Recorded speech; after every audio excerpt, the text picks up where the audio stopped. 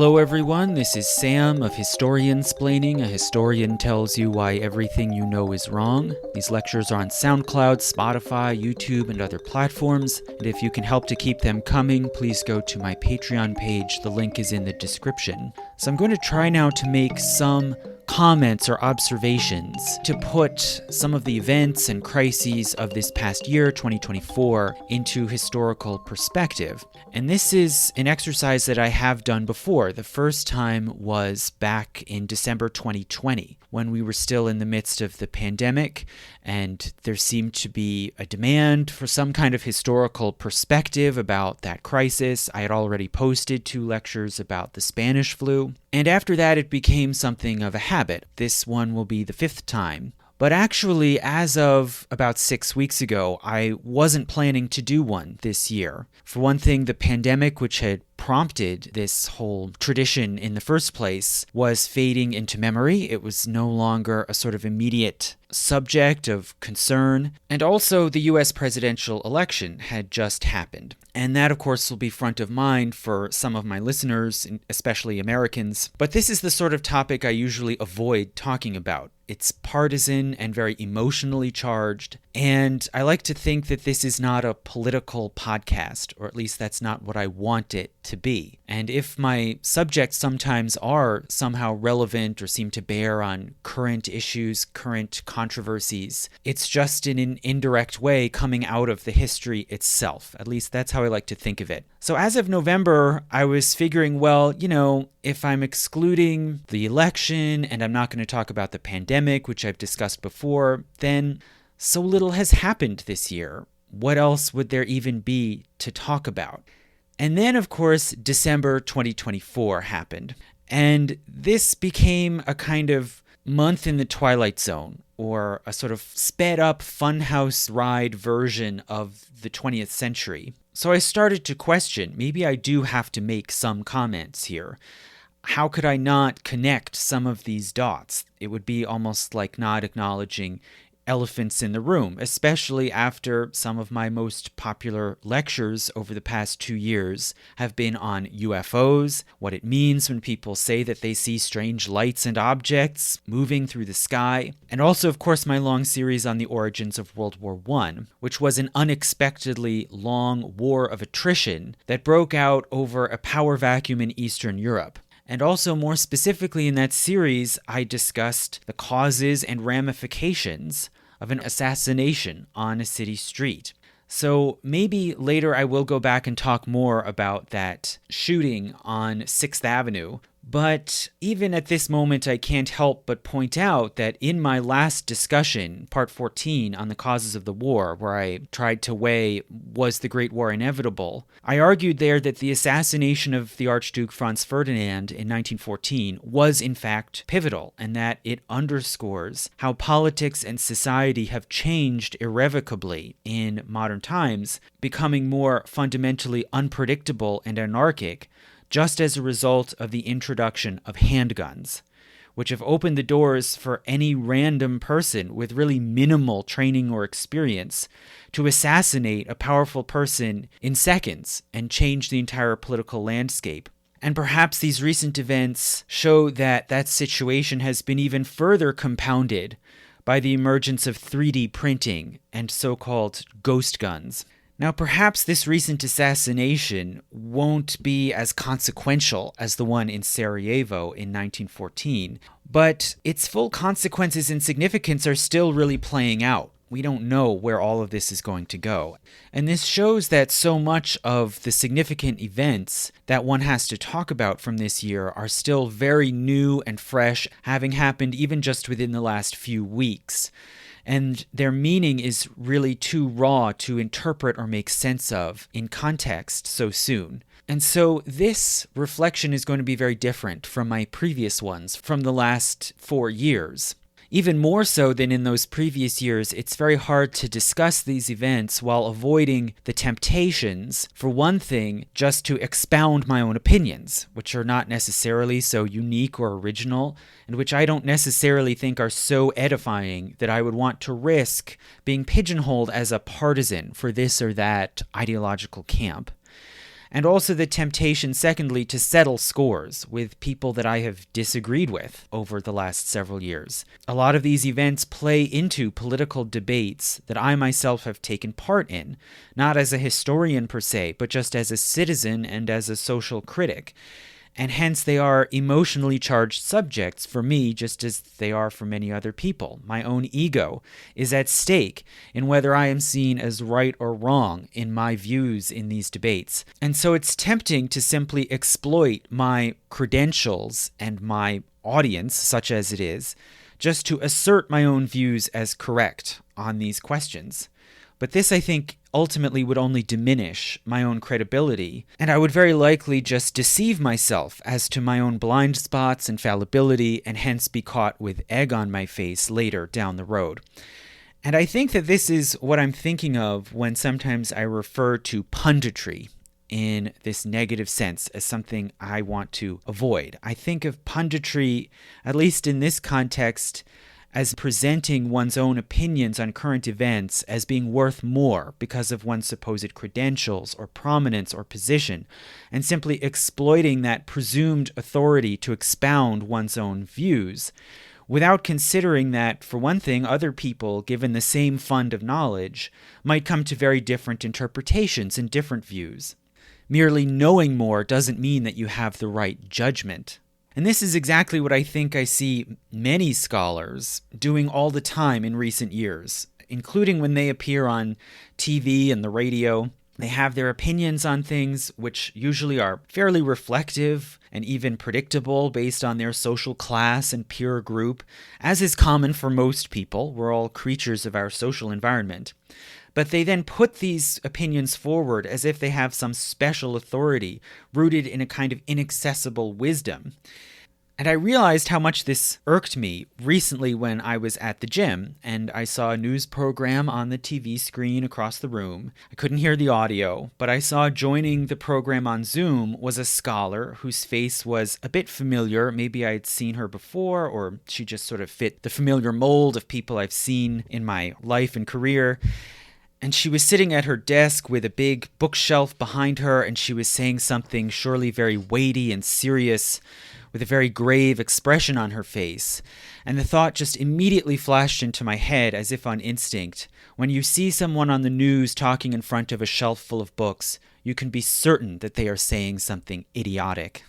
And I later asked myself, why would I think that? Isn't that oddly anti-intellectual?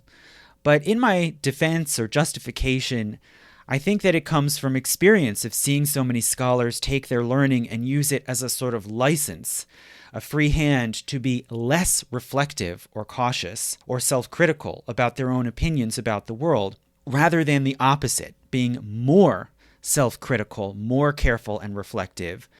So you could say, in other words, this sort of punditry uses one's credentials just to add supposed weight or authority to one's own preferences and value judgments that are really rooted in the present, in present debates, rather than presenting what knowledge or context or observations one has to offer, so that others can then take them or leave them as they choose and make their own judgments.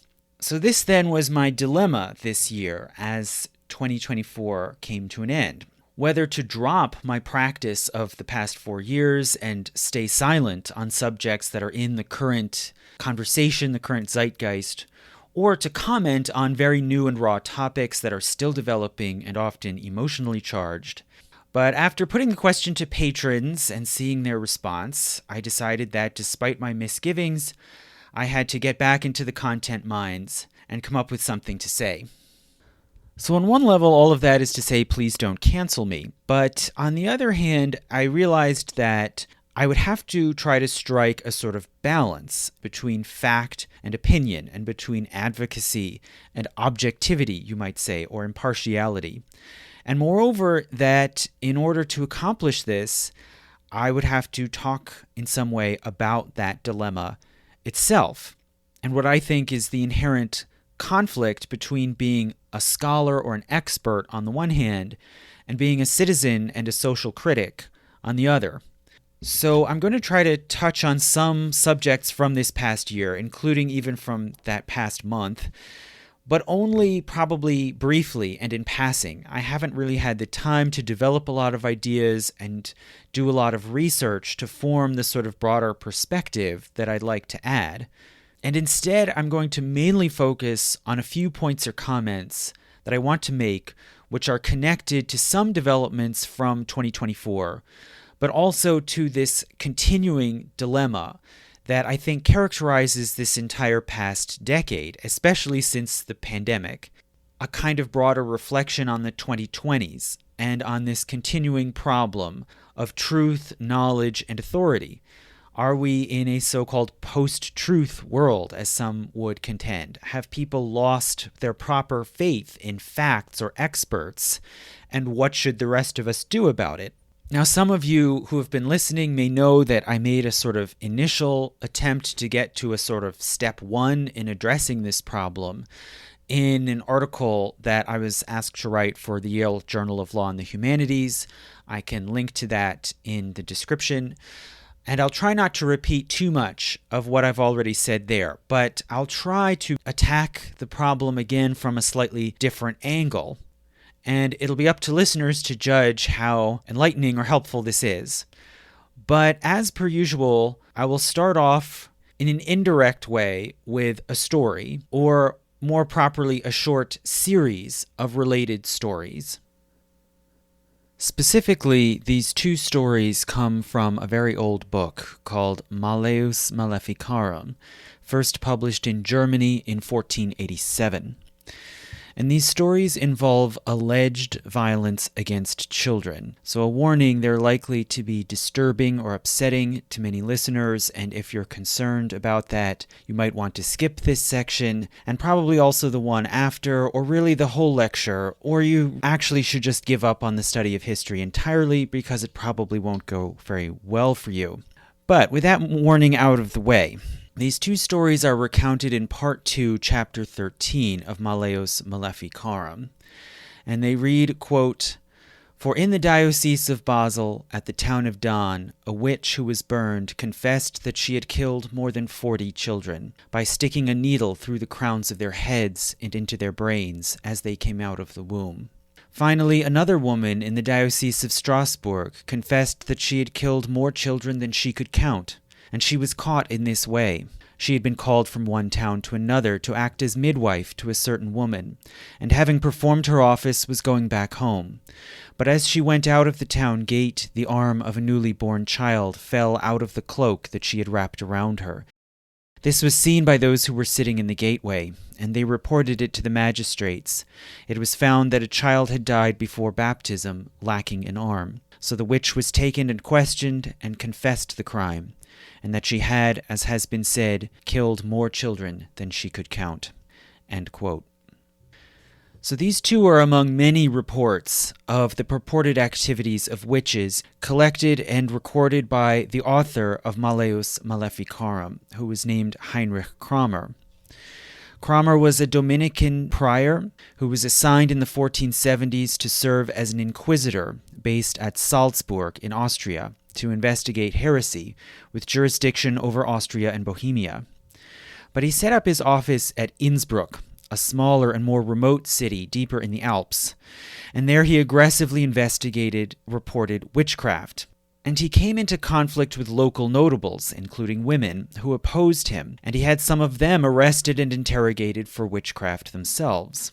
After several years, the local bishop condemned Kramer for overzealousness and for presuming too many facts that were not in evidence, and eventually had him expelled from the diocese. Kramer went back to Cologne in Germany, where he launched a career of sermons and lectures on witchcraft and became something of a late medieval star. He compiled stories, reports, and his own observations and arguments in a book which was published at Cologne in 1487 under this title Malleus Maleficarum, which can be translated as The Evil Done by Evildoers or The Hammer of the Witches.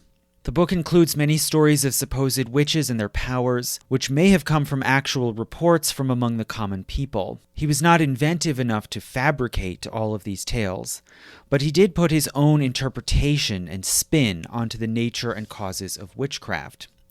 He argued that witches got their powers from pacts with the devil, that most of them were women because women were more susceptible to seduction and manipulation by demons. And his new interpretation had certain implications. For one thing, it greatly increased the witches' supposed power and the threat that they posed.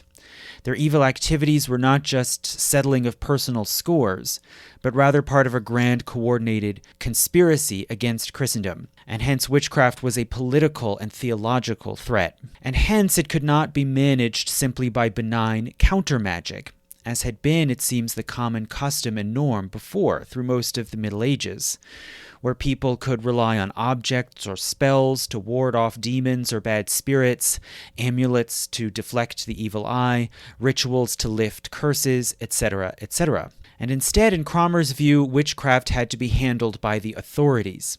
The standard procedure was to report suspected witchcraft to churchmen or magistrates, who would then investigate, make arrests, interrogate, and condemn witches. And Malleus Maleficarum provided a crucial guidebook for how to identify witches and get confessions from them, with torture used as a method of last resort.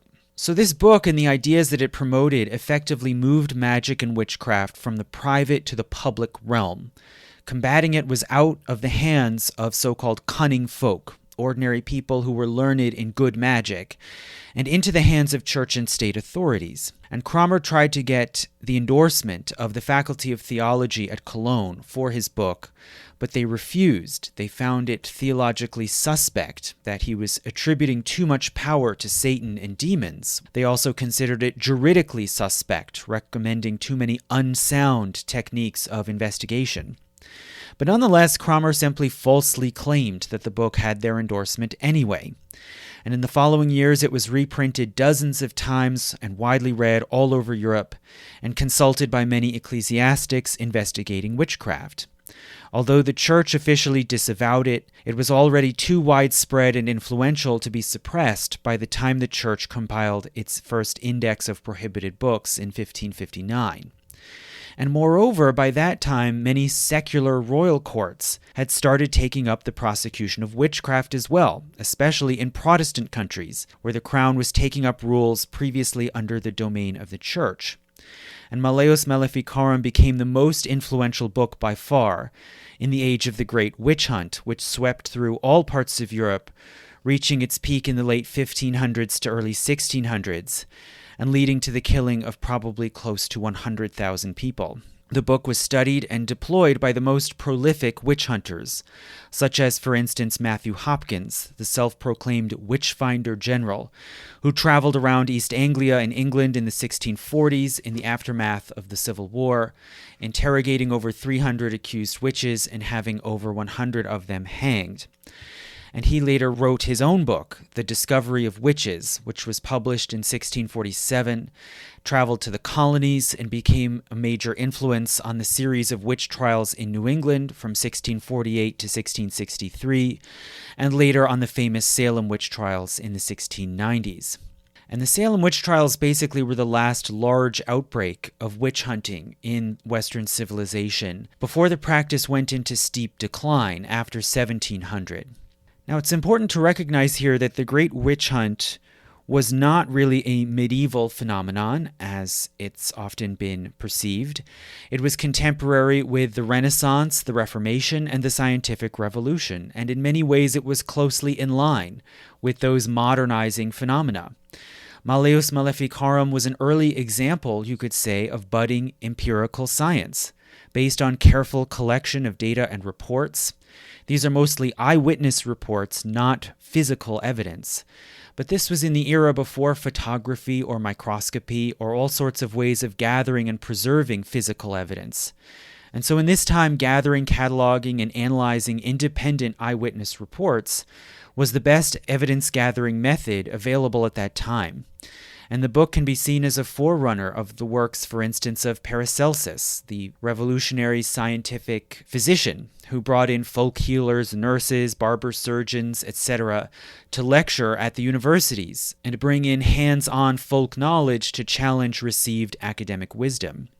Now, Cromer's theory, in which he interpreted witchcraft as being diabolical or satanic, was contentious and controversial. To many intellectuals, it seemed like the best explanation of phenomena that could not be explained otherwise, such as sudden inexplicable pains, illnesses, and deaths, strange disease outbreaks which seemed to follow from portents like earthquakes, or the sightings of ghosts, or of strange or spectral figures of humans or animals appearing at night or flying through the air, and of people having strangely prophetic dreams and visions, often of disasters that then came to pass.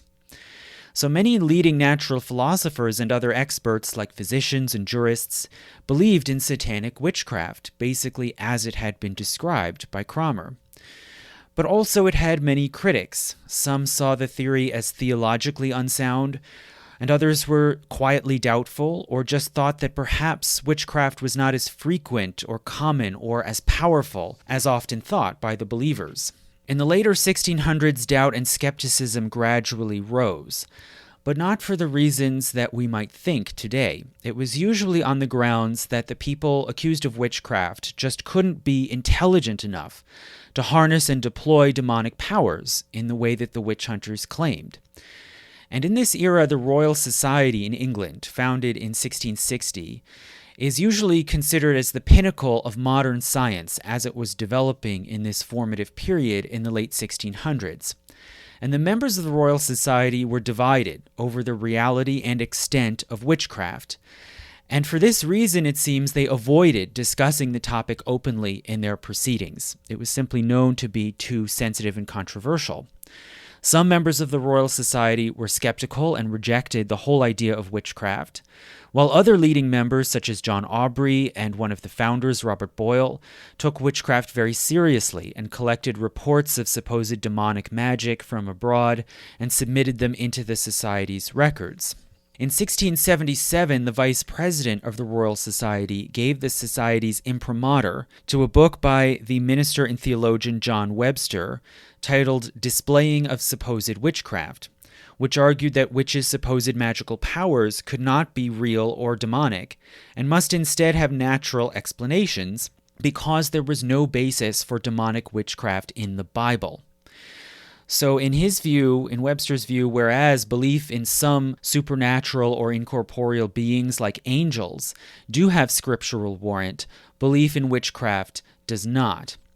And this seems to have been the main influential argument against belief in witchcraft in scientific circles right until the end of the 1600s. It was a biblical argument. In 1703, a new rising star, Isaac Newton, became president of the Royal Society, and Newton's ideas opened the door for new explanations of the universe as governed by mathematical laws, and not by invisible beings like angels or demons. And this view only very gradually took hold over the course of the 1700s, eventually leading philosophers to start to rule out witchcraft as a so-called superstition. But it's important to note, nonetheless, that it was not because of a lack of evidence that these philosophers eventually rejected the idea of witchcraft. All had to agree that there were reams of evidence for witchcraft, but eventually they simply had to find that it was more plausible to reinterpret all of that evidence in a new way, as somehow mistaken or manipulated. And basically, they gradually came to think that all of expert opinion on witchcraft over the past 300 years had actually been mistaken. It's also important to note that these experts who rejected witchcraft, like Newton, did not really lead the way in debunking it. Rather, fear and accusations of witchcraft were really already on the decline by 1700, and this belief didn't entirely die out, it lingered on, but there were no more large outbreaks of witch hunting in the 1700s. It's not entirely clear why. The common people did not read Isaac Newton, and all sorts of non-Newtonian beliefs, like in astral influences, continued right through the 1700s. But one guess or theory as to why popular fear of witchcraft diminished was put forward by the historian John Demos, who argues that witch accusations had served a certain social and psychological purpose. People lived in the early modern age mainly in small towns and villages, and they had to deal every day with neighbors whom they disliked or distrusted for all sorts of personal reasons, or whom they saw as suspect because they stood out as breaking some social norms like gender conventions or the majority's religious beliefs. But they didn't really have the option of simply dissociating from these people. Everyone in a small village saw one another frequently and depended on one another economically, were often related. And so suspicions and resentments could build up with little escape valve, and accusations of witchcraft served as a way to give vent to these fears and antipathies. In the 1700s, however, there was a growing population and flourishing towns and cities, as well as easier and safer travel and migration, so that people no longer had to stay and deal with others that they didn't like or trust, or be scrutinized by communities where they didn't fit in. They had the option of simply walking away and starting life anew somewhere else. So in Demos's view, this is the real reason for the gradual decline of fear and eventually belief in witchcraft. So looking at the big picture over this whole period, we can basically say that while there was always some popular belief in witchcraft, from the Middle Ages right through to the modern era, this folk belief in itself did not lead to violent witch hunting or prosecutions, unless the elites, legal, ecclesiastical, and medical, bought into these beliefs, amplified them, and put conspiratorial and diabolical explanations onto them. So witch hunting in this way was really an elite phenomenon. Accusations might occasionally arise from ordinary private individuals, but they then had to be pursued and prosecuted by magistrates who were highly educated and trained and had formal authority. Often the accused person's peers among the ordinary people were skeptical or tried to debunk these accusations or to defend the accused witches, but this was usually futile and often dangerous. For example, in 1692, one of the first women accused at Salem was an older matron named Rebecca Nurse, who happened to be a very respected woman in the community. And when she was prosecuted, a petition was circulated in her defense, which was signed by 39 people and presented to the court. But it was ignored, and she was condemned and hanged anyway. Now, part of why this petition had to be drawn up in the first place and signed by so many people was because trying to speak up in defense of an accused witch on your own was extremely dangerous. You could expect that suspicion would immediately fall on you, and you might find yourself in the dock next. So the drive to hunt witches was mainly an elite project, and it went on regardless of popular opinion or feeling, so long as elites found it to be useful in furthering their own status and power and political objectives, and as long as they found the rationales underpinning it plausible. Okay, so with all of that being said, why did I start off this discussion with those two stories from Malleus Maleficarum about supposed witchcraft and infanticide by midwives?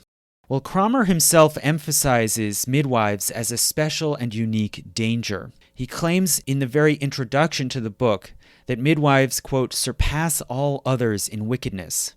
And he devotes 2 whole chapters to the topic of midwives, recounting dozens of stories of midwives practicing evil magic in order to kill children in the womb or after birth, or taking newborns away and lifting them up as offerings to demons. At one point, he recounts the testimony of one supposed former witch midwife in Breisach, saying, quote, "It was shown by the confession of this servant, who was brought to judgment at Breisach, that the greatest injuries to the faith as regards the heresy of witches are done by midwives. And this is made clearer than daylight itself by the confessions of some who were afterwards burned." End quote. So why would Cromer have this particular obsession with midwives? Well, there are various possible explanations. For one thing, midwives can be seen as representing a threat. They were learned women with knowledge of medicine and the body. But this made them a threat more to physicians than to a clergyman like Cromer. And there were also other more learned women, such as nun scribes, who were much more of a direct threat or competitor to a theologian like Cromer, but who apparently were never targeted or accused of witchcraft. It seems more likely that Cromer was actually influenced by the large number of reports of midwives supposedly being witches. It seems they were a common object of suspicion. When we look at the wider context, it is not too hard to interpret why. So many through the years have argued that witchcraft served as a scapegoating mechanism. Specifically, people are generally very resistant to thinking of bad things as happening for no reason. They would much rather have a cause, or best of all, a culprit, a bad actor to blame.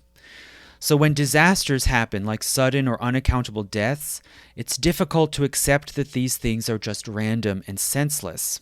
Witchcraft served as a mode of explanation that could give people a bad actor to blame and could fit the tragedy, moreover, into a grand providential narrative. Midwives oversaw childbirth, which was highly traumatic and dangerous for both mothers and children. Maternal mortality, all through the Middle Ages and through the early modern era, really until the 19th century, maternal mortality was very high and infant mortality even higher. So midwives in this way could be seen to have a special, awesome, and mysterious power over both the beginning of life and the end of life. They were often the person there on hand when someone died unexpectedly or for no apparent reason. And it was very tempting then to suppose that the midwife had had a hand in it, especially when she had administered unknown herbs or drugs, or used charms or performed rituals or incantations, which could be especially disturbing if these rites were seen as religiously suspect. And even more so, suspicions must have arisen and fallen on particular women when children died. So as I said, infant and child mortality in the Middle Ages and the Renaissance era was high and has been estimated as ranging between about 30 and 50%. And hence, any childbirth was like a crapshoot with death. Many infants were stillborn, others were born with fatal deformities, others might seem healthy and then suddenly fall sick and die in hours or days or weeks. Now, it's important that these losses were traumatic, so you may sometimes hear a spurious myth that people in the Middle Ages didn't become attached to their children because so many of them died. Well, the evidence shows this is not true. Parents did express extreme grief and anger all the time when their children died, but this was just a frequent tragedy in life. They could sometimes take comfort in the belief that it had happened for a reason, there was some divine plan behind it, and furthermore, that their child was going to heaven and would enjoy a blissful eternal life. But even this comfort did not hold for newborns that died before they could be baptized. And according to church teachings, before the Reformation and in Catholic countries, an unbaptized infant went to limbo, a just sort of empty space of nothingness. So in this case, even the basic comfort of the promise of an afterlife was denied to the mourning parents. So in this sort of a situation, there would naturally be even greater pressure to find a bad actor to blame in order to make sense of this loss, and especially to fix on a bad actor with some religious significance who could be seen as an enemy of God, and who would want to deny God the souls of the innocent. So in this light, it is not at all surprising that suspicion would sometimes fall upon midwives. But even still, this might not have been enough to actually lead to a witch accusation. So what could have put things over the top to where this sort of general ambient suspicion about midwives could tip over into an actual accusation of witchcraft? Well, probably if you were a midwife in this era, from time to time you would have a run of bad luck. And this would probably happen more often than the people around you would expect. So suppose a midwife is working in a poorer area in medieval or early modern Europe, among peasants with poor diet and living conditions, as was increasingly common in the 1400s. Well, infant mortality in an area like this might be around 50%. This is not unheard of. In other words, the chance of a given newborn surviving is little better than a coin flip. And in this situation, some midwives, even if they were effective and experienced, would sometimes have long runs of failed deliveries. And this would be probably a very dangerous situation for the midwife, since people tend to interpret these sorts of runs or spates of bad luck happening in a row as signs of a conscious intention and not simply random. People, as I've said before, are pattern-seeking creatures. When we see a continuing or repeating pattern, we don't tend to think it's just an accident. We tend to think there's a reason, a meaning, or even an intention behind it. And we often link together disparate things and form patterns out of them. I've used this example of constellations in the sky, right? Stars are scattered in random patterns around the night sky. But when we look at them, we imagine that they're forming shapes like a lion or a bear or a hunter, and we even then invent stories about why they appear in those configurations, myths about how this hunter figure ended up in the sky, when in many cases the stars aren't even close together in three-dimensional space. They just happen to appear that way from our vantage point. And furthermore, if you have, let's say, an ongoing coin flip, and you see a run of the same result many times in a row, you're very likely to think there's a reason for this. It's not just random. And in recent times, studies have been done where an experimenter flips a coin 100 times and records the results, heads or tails. And then another experimenter makes up a series of 100 results to look random. And when a test subject is then shown these two lists, the one that really resulted from flipping a coin and the one that was made up, they tend to pick the fake one because the real one has long runs of heads or tails, and so it doesn't look random enough. And I recently read an essay by a math teacher who did the same sort of experiment, but you could say in reverse, where they assigned their students as homework to flip a coin 100 times and write down the results, knowing that probably a lot of the students wouldn't actually go through and do it. They would just make something up. And then they would turn in their assignment the next day. The teacher would look over the lists and would immediately be able to tell which ones were real and which ones were fake. Because the real ones would have long runs, 6, 7, 8 in a row of the same result, whereas the fake ones would not. People expect randomness to look more random than it really is. So presumably this often happened, that suspicion would fall upon midwives who had long runs of bad luck. And you can see clues to this in Cromer's reports in Malleus Maleficarum, where he alleges that the midwives in Basel and Strasbourg who were condemned as witches had killed very large numbers of babies, over 40 in one case or more than she could count. And it was probably these long strings or just large numbers of deaths that led to these women being accused. And then the interrogations simply filled in the supposed means and diabolical motives for their murders. Okay, so what were the upshots of these stories and arguments that Cromer included in his book? Well, Malleus Maleficarum had enormous influence on the Great Witch Hunt over the ensuing 200 years.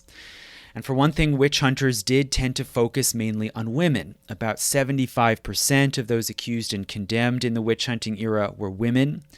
A disproportionately large portion of them were widows or unmarried women, especially so-called spinsters, meaning unmarried women who made their own living by some skill or trade. A large portion of these were nurses and caregivers who were charged with caring for children. Also, a large portion of them were healers and herbalists, including those who used herbs and drugs to care for women in labor. For instance, the first person executed as a witch in the Massachusetts Bay Colony in 1648, more than 40 years before Salem, was a folk healer and sort of amateur midwife named Margaret Jones. Now, why would this be, apart from simply these accusations that Malleus Maleficarum makes about midwives? Well, folk medicine in general was suspect. It could be seen as demonic or heretical. And also more specifically, the medicine relieving the pain of childbirth could be taken as subversive of divine law. Since in Genesis chapter 3, when Adam and Eve are cast out of the garden, God is said to say to Eve, quote, "I will make most severe your pangs in childbearing. In pain you shall bear children," end quote. And hence, for this reason, labor pain was customarily seen as a consequence of original sin, and relieving it might be seen to subvert God's will. Now, however, all of that being said, only a much smaller portion of those who were charged and prosecuted for witchcraft were actually trained and recognized midwives, as opposed to simply unofficial folk healers or herbalists or nurses. Only a very small fraction of those who were formally accused and tried for witchcraft were actually trained professional midwives, and this has often been exaggerated. Now, why would this be? Well, mainly because these midwives tended to be known, valued, and respected persons in their communities, and it was relatively rare for such a trained professional midwife to be jailed and prosecuted. There was a higher hurdle of suspicion and evidence that had to be cleared for that to happen. There had to be a great deal of damning reports against them. But when they were especially likely to be condemned and executed. For example, in Scotland, in the years between 1563 and 1736, when Scots were prosecuted for witchcraft, a total of 4,000 were tried in that country. Of these, only 142 were midwives, but of them, 51% were convicted, and of those convicted, 90% were executed. In most cases where they were found guilty, the midwife was seen to have used some healing or protective rituals that were religiously unorthodox, especially associated with Catholicism or with Celtic paganism. So one can say here that the broader pattern of the witch-hunting era was that women were very often suspected and accused of witchcraft when infants or children in their care fell sick and died in an unexplainable way. This could be said to be the most persistent pattern of all of the entire age of witch hunting. For instance, the last person known to have been executed in Europe based on accusations that involved witchcraft was Anna Geldi, a Swiss housemaid who was executed in 1782. So as for Geldi, earlier in her life she had worked as a servant at a church rectory in the town of Zenwald. While there she became pregnant at the age of 31, and her baby died. She was accused of murdering the child, and she was sentenced to 6 years of house arrest, but she escaped and moved to the town of Mollis. In 1780, she began working in the home of a physician named Johann Tschudi, where she cared for his 5 daughters. But soon after, she went to the town authorities and complained of her employer pressuring her for sexual favors. But soon after that, Tschudi made counter-accusations against her, saying that Anna had put needles into the bread and milk of one of the daughters that she was caring for. And Geldi was officially tried for poisoning, not technically for witchcraft. But he also added that she had done this by supernatural means, thus invoking the specter of witchcraft. Under torture, she was forced to confess of using demonic powers and of making a pact with the devil, who appeared to her in the form of a black dog. Later in court, she withdrew this confession, but she was sentenced anyway to death by decapitation. Subsequently, the court destroyed the records of the trial. But when word of this trial and execution spread in the Holy Roman Empire, it caused something of a scandal. And one German historian at the time condemned this as, quote, the murder of an innocent deliberately and with all the pomp of holy justice. So this case of Anna Geldi is interesting because, for one thing, it shows the continuing, enduring link between witchcraft and care for children, going all the way back to really the beginning of the witch hunt in Malleus Maleficarum and earlier, back to these stories and accusations about midwives, and continuing all the way up to the end of the 18th century. And it's even interesting that Geldi's supposed weapon was needles, just like the midwife from Basel that Kramer reported on in Malleus Maleficarum almost 300 years earlier. The needle is a domestic tool associated with women who did nearly all of the sewing in the household as part of their care for the family. And the needle can be seen in this way to represent womanly care and diligence, which at the same time, due to its small size, sharpness, and subtlety, can be turned into an instrument of murder. And I think this can be seen to symbolize this enduring idea that seemingly harmless women and those who are entrusted with the most vulnerable may in fact be the very opposite of what they seem to be. those who seem to embody care, protection, and self-sacrifice, may actually be conduits of evil and predators preying upon the weak in their care. Okay, so why would I be going on at length and reciting all of this ancient history in what's supposedly a review of 2024? Well, there are a number of reasons why this history has come to mind over the course of the past year. One of them that some of my British listeners might think of, and I do have some listeners and supporters in Great Britain. One reason is the case of Lucy Letby, who is a former neonatal nurse in Great Britain who was convicted of killing 7 premature babies and of attempting to kill 7 others while she was on duty in the neonatal intensive care unit at the Countess of Chester Hospital in Chester, England. So I was intrigued when I saw this past year that there had been controversy over this case and that Letby had made 2 appeals to try to overturn her convictions, and both of them were rejected.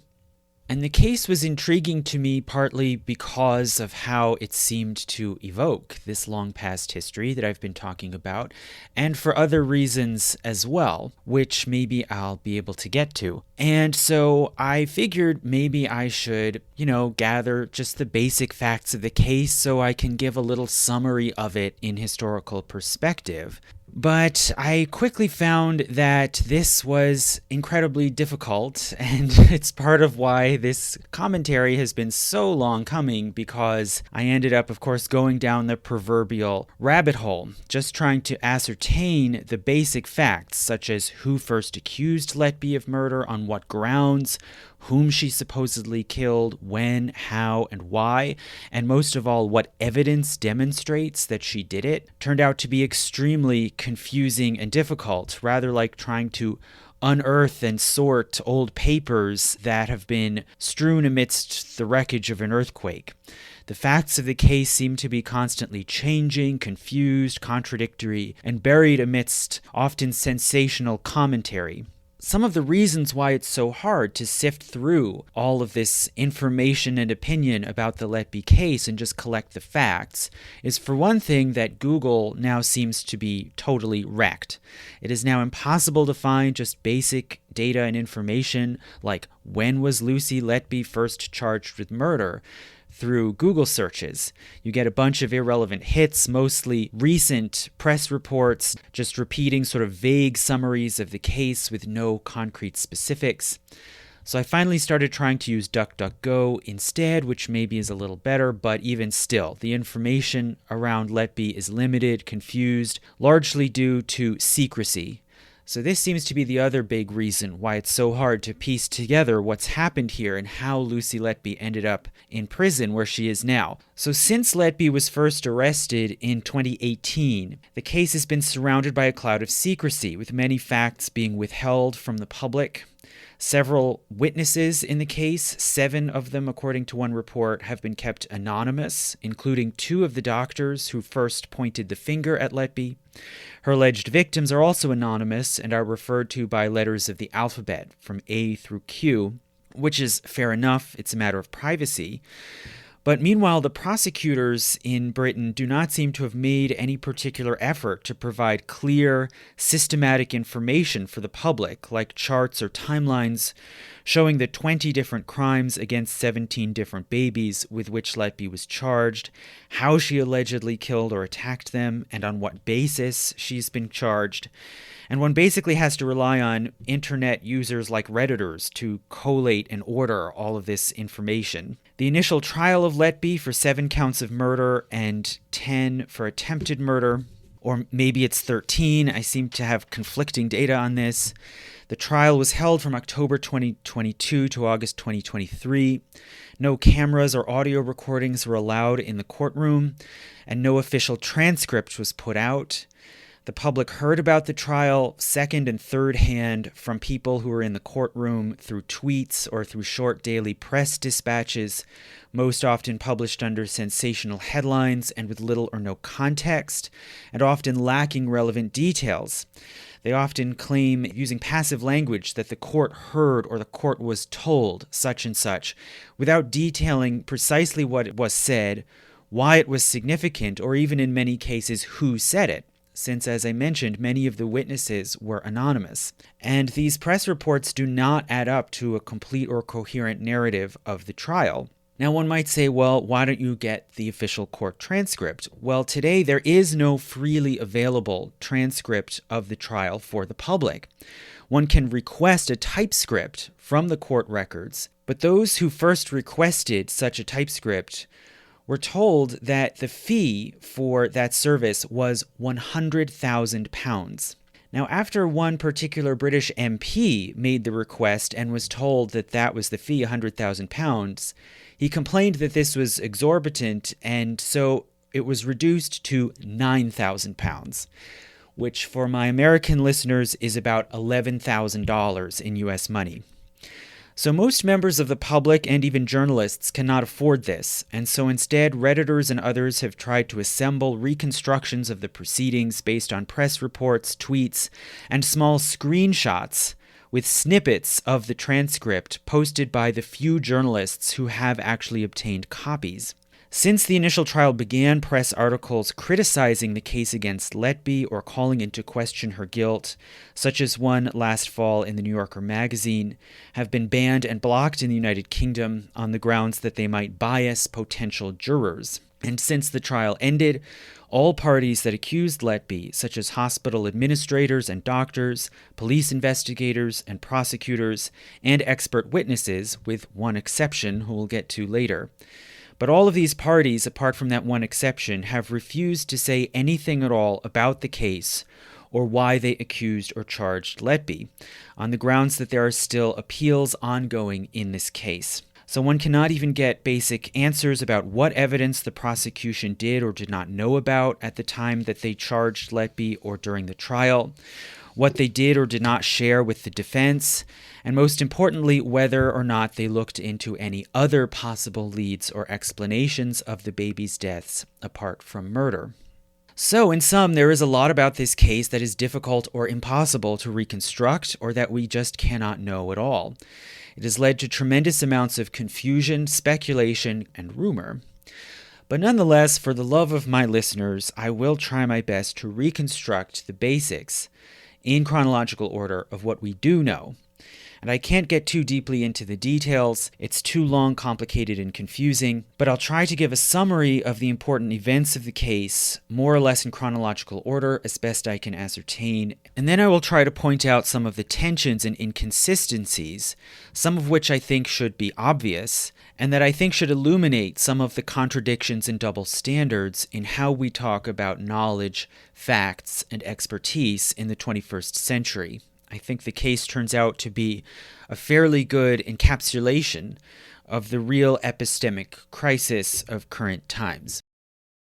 So just as for the events and how this case came about, to start with Lucy Letby, she is a former neonatal nurse born in Hereford, England in 1990.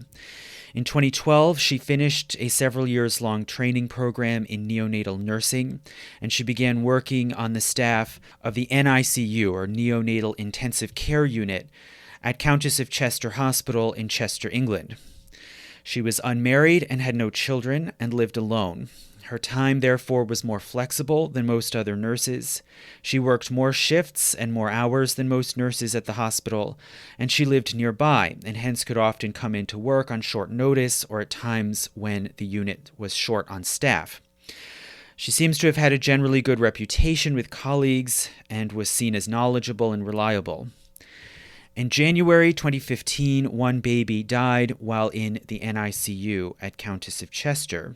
Then a few months later, over the course of June 2015, another 3 babies died in the NICU in fairly rapid succession, and they had been under Letby's care when they collapsed and then died.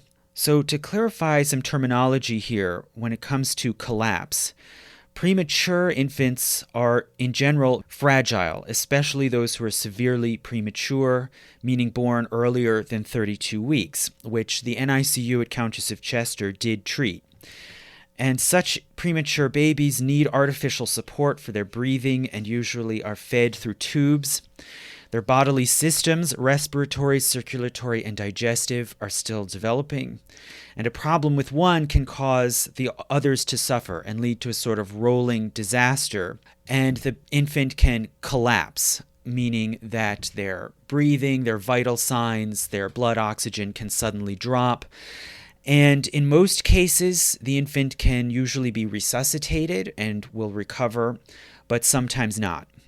Now, after these 3 deaths in June 2015, over the ensuing 12 months, from July 2015 through June 2016, there were a number of further collapses, of an unknown total as far as I can ascertain, and there were a further 11 deaths in the NICU, making for a total of 15 deaths for the whole period of 2015 to 16. Now, I want to note here, that this total number has actually been very uncertain. There's been a lot of confusion over the years over exactly how many babies died in the NICU over this period. Numbers you'll see in different press reports include 13, 15, and 17. And it seems that this was still uncertain right up until it was finally resolved last May 2024. When an MP named David Davis made a public Freedom of Information request to the Health Secretary, who then gave a public file, which apparently seems to show that the correct number is 15. And I say apparently because even this file still doesn't say where each of these deaths took place, but it does list a total of 15 early neonatal deaths at the Countess of Chester Hospital, specifically 8 in 2015 and 7 in 2016. And presumably these are the ones that happened in the NICU, although it doesn't say that explicitly. So, regardless, by the summer of 2016, there was a serious sense of alarm amongst the medical staff and the administration of the Countess of Chester Hospital about this large number of deaths, which, as I said, totaled 15 over the period of a year and a half. And this is a great deal more than one would usually expect. It seems that in previous years, the normal number was 2 or 3 deaths per year. So this spate of 15 deaths did cause alarm and consternation. In July 2016, hospital administrators stepped in to try to halt the crisis. For one thing, they voluntarily downgraded the NICU. So they basically lowered its status such that it was not qualified to treat the same infant patients that it would have previously. They reduced the total number of patients that could be accepted into the unit, and they stopped accepting the most severely sick babies and the most severely premature, meaning those born before 32 weeks gestation. In October 2016, the medical director of the hospital commissioned an outside report from the RCPCH, or Royal College of Pediatrics and Child Health. And this report ultimately found that the NICU had a shortage of staff, most especially a dearth of consultants, which in the British system is the term for full-time physicians who make rounds through the wards of a hospital, overseeing the nurses' work. So the Royal College found that the unit needed more physicians and they needed to make more visits to support and inspect the nursing work. The NICU apparently had only been getting 2 ward rounds a week from physicians, whereas other similar units would get 5 to 10. That was more the norm. The hospital also commissioned a neonatologist named Jane Hawdon to review the case records and post-mortem examinations of 17 babies who had either died or collapsed in the NICU in 2015 to 16. And Hawdon was able to reach conclusions and diagnose the cause of death for 13 out of the 17 babies whose records she examined. And in all 13 of these cases, she found that they had died of natural causes. Their collapses were brought on by strains to their bodies, such as sepsis, pneumonia, and gastrointestinal disease. She noted no signs of foul play in any case. 4 of these cases still had uncertain or indeterminate causes of death. So for those remaining 4, the hospital administrators commissioned a pathologist to examine their records as well. This pathologist found that 1 had died as a result of liver damage, and that the other 3 had more general or imprecise causes, including extreme prematurity. But again, no sign of deliberate harm or foul play was noted.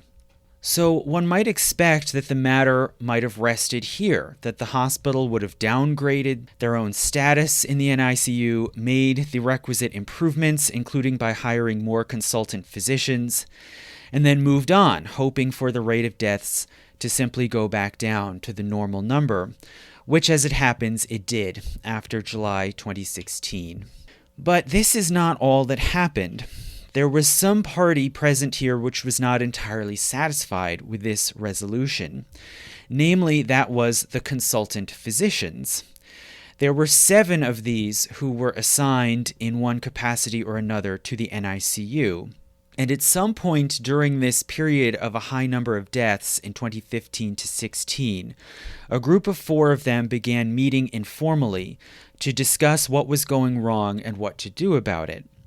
So this formed a kind of unofficial internal inquiry, and it seems that this group kept no records, so the chronology of what they observed and what they resolved and when is unclear. But at some point, apparently suspicion fell upon Lucy Letby. We don't know exactly how, when, or why, but one of the consultants, named Ravi Jayaram, later told ITV News in an interview, quote, "I have been a pediatrician since 1992, and I had never in my career seen anything like this. And actually, initially, there was a feeling of, thank goodness Lucy is on, because she's really good in a crisis, and she's really good at managing these things. But as time progressed, the thoughts started springing into our heads. Could she be doing something deliberately?" End quote. Now, reportedly, according to later accounts, the head consulting physician, named Stephen Breary, raised concerns with the hospital administrators in October 2015, so early on in this period of crisis. And his concerns were reportedly brushed off, with one administrator saying that each of these deaths was different, and that Lucy being present or on duty in the unit each time was just a coincidence. In March 2016, the same head consultant, Stephen Breary, requested meetings with administrators to, quote, talk about Lucy. The administrators delayed this meeting until May, and when this meeting was held, the administrators were still not convinced that Lucy Letby was responsible. But the following month, in June 2016, 2 more babies died in the NICU. On June 29th, Breary, together with the other consultants, finally convinced the administrators to remove Lucy Letby from duty at the NICU. And they further requested that police be called in. And he argued, quote, "We are all under suspicion," and that only the outside authorities of the police could sort through what had happened. On July 1st, the consultants met with hospital administrators, and the head of legal services for the hospital said that it would be disastrous to call in the police, and for one thing, it would turn the entire NICU into a crime scene. And he instead advised allowing the Royal College of Physicians to conduct their investigation. Sometime later in July, Lucy Letby was permanently transferred to an office job in the hospital. And also, as mentioned before, the NICU was downgraded. Now, it's unclear what happened exactly over the ensuing 2 months, but at some point in September, 2 things happened. For one, the Royal College of Pediatrics sent a letter to Lucy Letby informing her that she was under suspicion due to allegations of being involved in several deaths at the hospital. At some point in September, possibly after this, Letby filed a formal complaint against the hospital, saying that she had been wrongly accused and punished. Lucy Letby's parents reportedly threatened to refer the hospital to the General Medical Council for what they believed were wrongful accusations and penalties against their daughter. In October 2016, the hospital then commissioned these reports examining the deaths in the NICU. In January 2017, the results came back. The administrators felt that they showed no wrongdoing by Letby. They then met with the consulting physicians and instructed them to withdraw their accusations and to apologize to Lucy Letby. In March 2017, at least one of the physicians complied and met with Letby and wrote an apology letter on behalf of the consulting physicians. Nonetheless, somehow at some point after this, in the early months of 2017, the police were called in nonetheless. We don't know, as far as I can tell, when, why, how, or by whom. But on May 18th, 2017, the Cheshire police announced that they were investigating a string of 15 deaths in the Countess of Chester Hospital. And their announcement said that the investigation would, quote, focus on the deaths of 8 babies that occurred between that period where medical practitioners have expressed concern. And it went on to say that, quote, in addition, the investigation will also conduct a review of a further 7 baby deaths and 6 non-fatal collapses during the same period.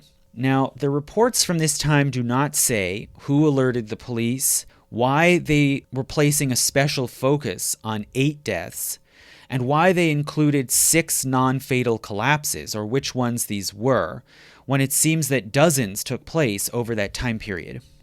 Soon after this announcement was published in the press, the police then met with Dr. Dowie Evans, a retired pediatrician from Wales, who has served before as an expert witness in many cases in trials involving neonatology and alleged abuse of infants. So over the following several months in 2017, police showed to Evans the medical files and records about the deaths and collapses that had happened in the NICU at Countess of Chester. And Evans designated some of these as suspicious and argued that they were the result of unlawful injury or murder. And this injury or murder took place by various means, but mainly by force feeding of air down the baby's nasogastric tubes, causing air bubbles in the stomach and eventually suffocation. Meanwhile, Dr. Stephen Breary, still at the hospital, took 17 incidents that, for whatever reason, we still don't know exactly how or why, but 17 incidents that were considered suspicious, and made a chart marking out which nurses had been on duty in the NICU at the time of each incident. And this chart shows that Letby was the only nurse present at all 17. And this chart would later be shown in court and to the press. Also, somewhere around this time in 2017, Letby complained to the hospital of suffering emotional distress. She was advised to attend counseling provided by the hospital, and her counselor advised Letby to write down her distressing thoughts and feelings as they came through her mind. On July 3rd, 2017, Lucy Letby was arrested for the first time. Police searched her home and office, dug up her garden, and searched her parents' home. Police seized a series of Post-it notes in Letby's home on which Letby had been writing down her thoughts on the advice of her mental health counselor, and these were taken in as evidence. Video of her being arrested appeared online and on television, and police announced that they were widening the investigation to include 17 deaths and 15 non-fatal collapses. Now, soon after, I don't know exactly when, Letby was released without any charges. 9 months later, in April 2018, the police contacted a statistician, a professor at the University of Warwick named Jane Hutton, and asked her to analyze the case and to estimate how likely it would be for one member of staff to be on duty for all of the so-called suspicious deaths listed in the chart. The statistician Jane Hutton first responded that all different factors, like medical conditions, prematurity, conditions in the hospital, etc., would have to be considered and taken into account in order to properly estimate the likelihood of such an occurrence. And apparently the police and the statistician Jane Hutton reached an agreement, according to which in return for an agreed-upon fee, Hutton would provide a report on the statistical likelihood of Letby being on duty for all of the 17 deaths and collapses that were being investigated, and if needed, she would provide expert testimony. In June 2019, Lucy Letby was arrested for a second time and again released. Then in November 2020, Letby was arrested a third time and this time, finally, she was charged with murder and held in jail without bail. In early 2021, the police reached out again to Professor Jane Hutton and terminated their contract. The police wrote to her that they had consulted with prosecutors earlier in that day and that the prosecutors had told the police to drop this line of inquiry. Letby was then held in jail for almost 2 years, from November 2020 until her trial finally began in October 2022. The trial then took 10 months, from October 2022 to August 2023, and the prosecution submitted a variety of pieces of evidence. They included, for one thing, a so-called confession on one of the post-it notes, where Letby had been writing down her thoughts, where among other things she wrote, quote, "I don't deserve to live. I killed them on purpose, because I'm not good enough to care for them. I am a horrible, evil person," end quote. The prosecution also submitted in evidence a collection of slips of paper that had been found in Letby's house, which are called handover sheets. And these record the transfers of patients among different units in the hospital. These are supposed to be kept in the hospital, but Letby evidently had brought them home, including those relating to babies that then died on her shifts in the NICU. And the prosecution argued that these transfer papers were trophies from her killings. They also submitted internet search histories showing that Letby had repeatedly searched on social media, including Facebook, for the families of babies who had died in the NICU under her care, which they argued showed stalking or obsession. And of course, they submitted the chart, listing the 17 suspicious deaths or collapses in the NICU, and which nurses were on duty for each one, with the long column of X marks showing that Letby was the only one present for all 17. All of these pieces of evidence were also then fed to the press, which reproduced them ad infinitum, such that the incriminating chart and the confession note became practically iconic. In addition, however, over 100 days of testimony were taken. Nearly all of this was testimony provided by prosecution witnesses, including consultant doctors who testified to their suspicions against Letby, and several outside medical experts, most prominently among them Dr. Dowie Evans, whom the police described as their primary lead witness. And Evans argued that all the attacks and collapses were due to deliberate harm, including by injection of air into the stomach, the injection of air into the bloodstream causing embolisms, or direct physical attacks or smothering. These witnesses were cross-examined by Letby's lawyer, Ben Myers. And under questioning, Evans did at least once change his diagnosis as to precisely how the baby had been killed, but he still maintained that it was murder and that Letby did it.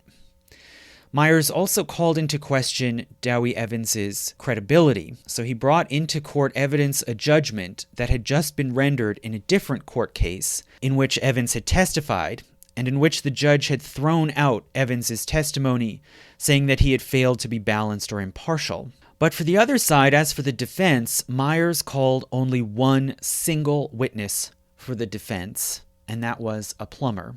Which may sound strange, but we may get back to him later.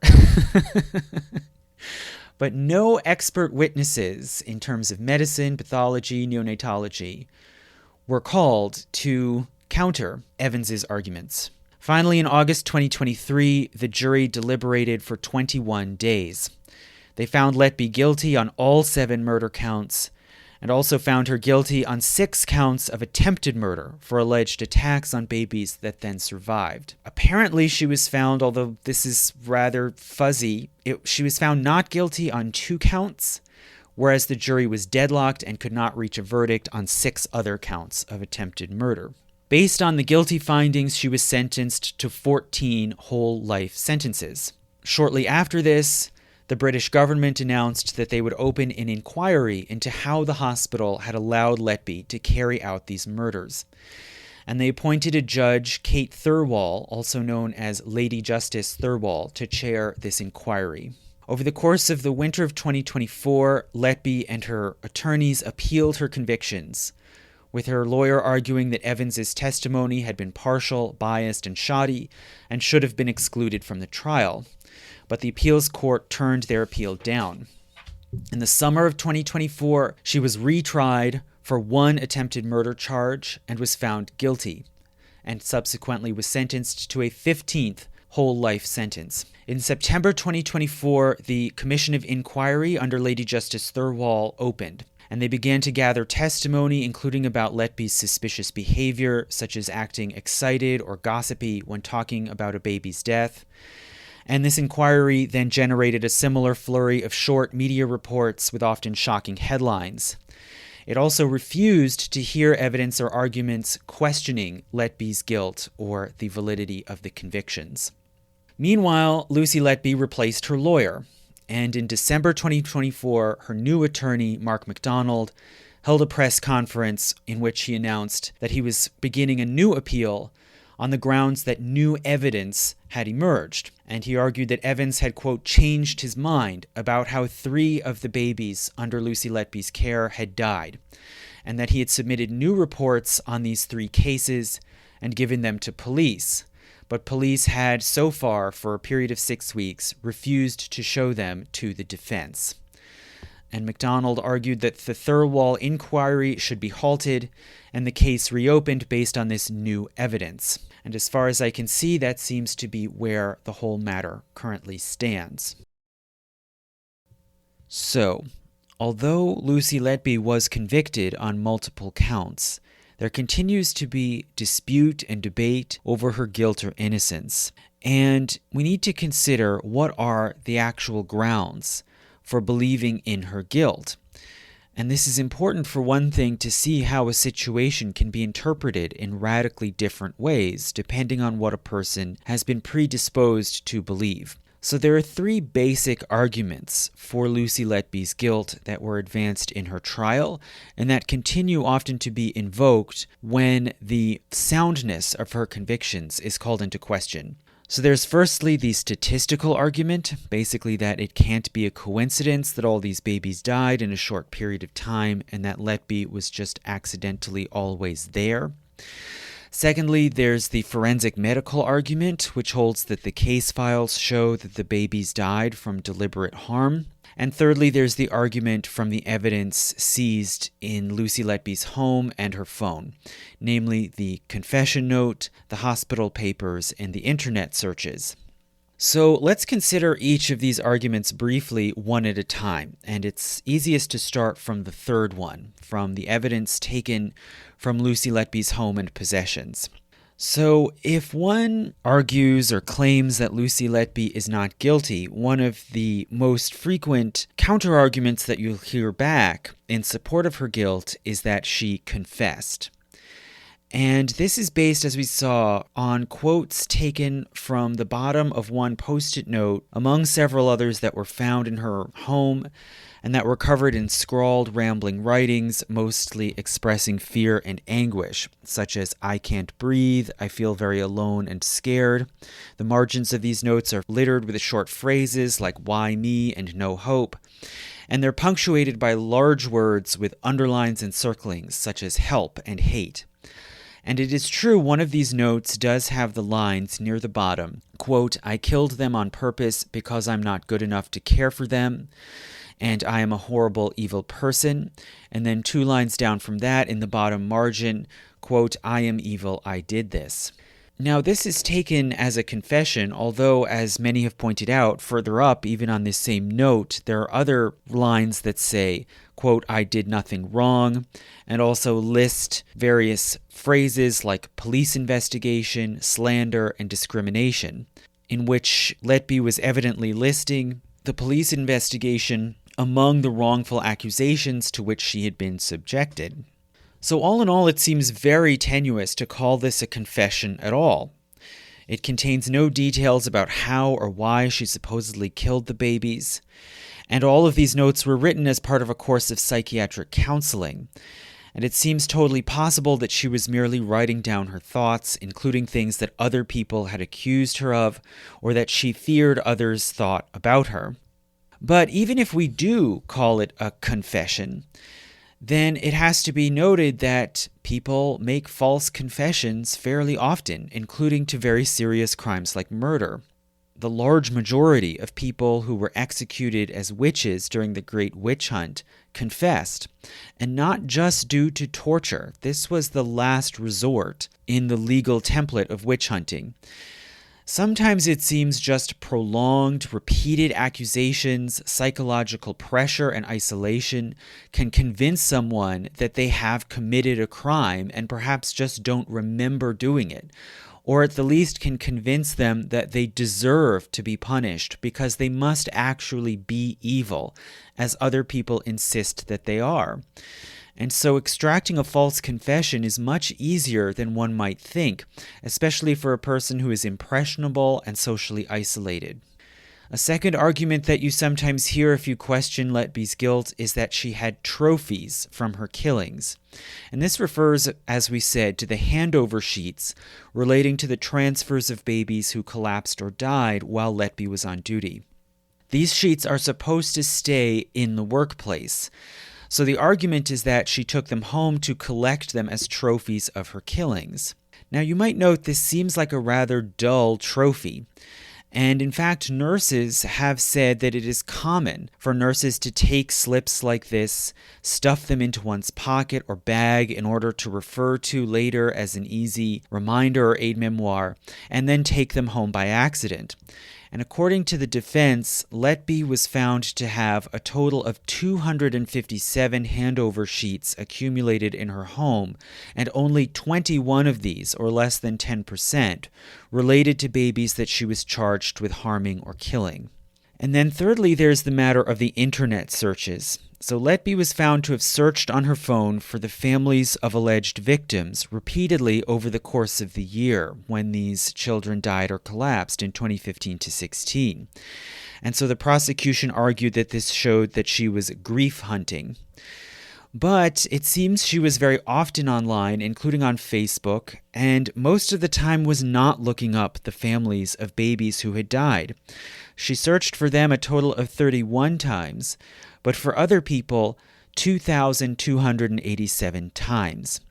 So in this case, just a little over 1% of these social media searches related to the families of her alleged victims. And I think this is a good example of how normal and understandable behaviors could be cast as sadistic and incriminating if one first assumed that she was guilty. So if we lay those aside, what is the actual argument that she did kill these children? Well, let's look secondly now at the statistical argument. Basically that it can't all just be a coincidence that these babies died in such a short period and that Lucy was always there, in quotation marks. Well, this argument really has two parts or two aspects to it. Firstly, there's the argument that it can't just be a coincidence that so many babies died in this NICU in a short period. And then secondly, Lucy Letby must be the cause because she was the only nurse who was always there. So let's say we take these one at a time. Firstly, that it can't be a coincidence that such a large number of patients all died in this 13-month period. Well, an initial response to this is, well, actually, yes, it can just be a coincidence. The spike might just be an accidental anomaly, a run of bad luck. These happen from time to time. And the NICU at the Countess of Chester Hospital in 2015 to 16 is not even an extreme outlier in this case. Or even if the cluster was not a random accident, if one assumes that there was a common cause, that does not mean that the most likely cause was a serial killer. And one can see even in the press report in the UK Independent in May 2017, which announced the police investigation into the spate of deaths at the Countess of Chester, the newspaper noted, quote, "The news comes after Jeremy Hunt announced last month a cluster of baby deaths at the Shrewsbury and Telford Hospital NHS Trust would be investigated." And it seems that this cluster involved 7 so-called avoidable deaths. So one can ask, is this a serial killer too? Maybe it was also Lucy Letby secretly shuttling back and forth between Chester and Shrewsbury. Or maybe every hospital has its own secret serial killer. So as statisticians have repeatedly pointed out since this case went to trial, statistically speaking, serial killers are a very rare cause of death. And they have been known to appear in hospitals, but extremely rarely, and other causes of death are much more common. And even in a more general sense, when several people all die in a row under the care of the same person, a parent, a nurse, or other caregiver, it's much more likely that there's some other common factor that is contributing to those people's deaths rather than that caregiver is a serial killer. And statisticians sometimes sum up this sort of situation in an old saying, that if you hear hoof taps nearby, think first of a horse, then only after that a zebra, or a zebra as they say in Britain, and only finally a unicorn. In other words, look first to the most common occurrence before you go to the extremely rare one. And some have pointed specifically to the case of Sally Clark, a mother in Great Britain whose 2 infants died suddenly for unclear reasons in the 1990s, and who was then convicted of murder because supposedly the chance of a coincidence of having one child die suddenly in the crib and then a second one was said to be 72 million to 1. And based on this statistical argument, she was convicted of killing her children. But it was later found that this was not true. Sudden death will likely have genetic factors and environmental factors, such that if one child in a family dies, then it is much more statistically possible for another child a sibling in the same family in the same home to also die. And it happened that Clark was later exonerated because it was found out that the prosecution had hidden medical evidence showing that the second child died from a staph infection, not homicide at all. So when it comes then to the alleged victims of Lucy Letby, these patients all have a lot of traits in common. They had common vulnerabilities as newborns and, in most cases, premature newborns, and they were all treated in the same environment, the same hospital unit in the same time period. And hence it is much more likely that it was something about that environment, such as poor care or bad sanitary conditions, that led to their deaths. And even before Letby's trial, it was being widely reported in the British press that the quality of care in hospitals run by the NHS was declining, with budget cuts leading to understaffing and long wait times. And as we saw, the specific reports commissioned in 2016 found that the NICU at Countess of Chester Hospital had too few physicians' visits. In addition to this, there were known severe problems with sanitation in the NICU. So as I mentioned, the one defense witness who testified at the trial was a plumber named Lorenzo Mansuti, who testified that the hospital building was in fact originally an insane asylum built in the early 19th century. The plumbing system there was cast iron, almost 200 years old, with pipes frequently developing cracks and blockages. In the 2015 to 16 period, Mansuti was called into the NICU on a weekly basis to deal with blockages that caused foul water, including raw sewage, to back up into the sinks and basins where the nurses were expected to wash their hands. And in the neighboring maternity ward, sewage more than once spilled over and flooded onto the floors.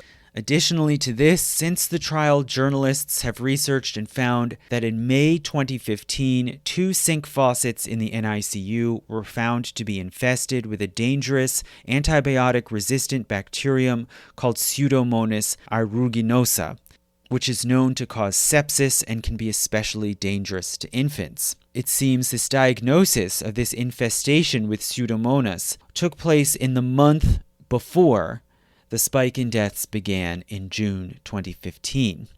Apparently, nurses were told to observe special precautions until the infestation was eliminated, but it is unknown whether these precautions were effectively observed or enforced, or how long the infestation went on. According to some medical experts, this could be enough alone to account for the spike of deaths in the Countess of Chester Hospital. And even according to Dowie Evans, the neonatologist who testified for the prosecution against Lucy Letby.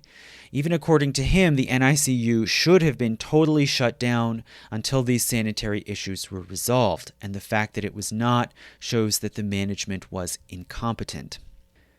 Okay, so we seem here to have at least a possible alternative explanation, which statistically speaking is much more likely than a serial killer. But let's suppose it wasn't that. Let's suppose it still was a murderer on the loose in the Countess of Chester Hospital. Then you can still have the argument that it couldn't just be a coincidence that Lucy Letby was always there when these infants died or collapsed. And still to this day, some people point to the chart showing Letby's presence at these supposed 17 suspicious incidents. Well, firstly, we don't actually know that she was always there, in quotation marks, only that she was on duty in the ward. We don't know specifically that she was in the room when these infants suffered harm or collapsed or died. Secondly, even if she was, yes, once again, it can just be a coincidence. Statistical accidents do happen, and there is a history of cases of nurses being wrongly convicted for murder because of multiple patients dying, such as different cases in Italy and in the Netherlands.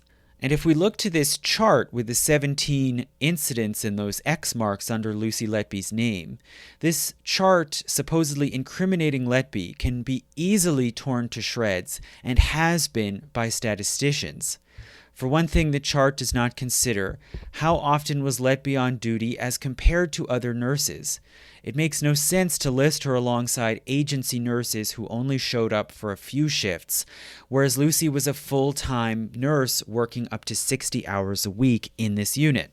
And all sorts of important elements are left out of the chart entirely. So on the vertical axis, listing the suspicious incidents, the chart drops out all the other incidents. What about all the other deaths and collapses that took place in 2015 to 16?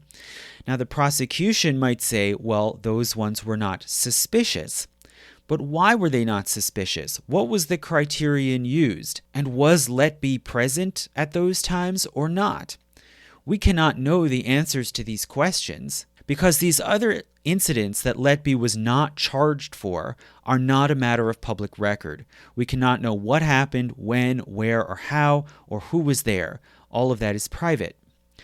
Then, as for the horizontal axis, listing individuals' names, this also leaves out other important factors. For one thing, it assumes that the cause of death is a person rather than something else, like a time or a medical condition.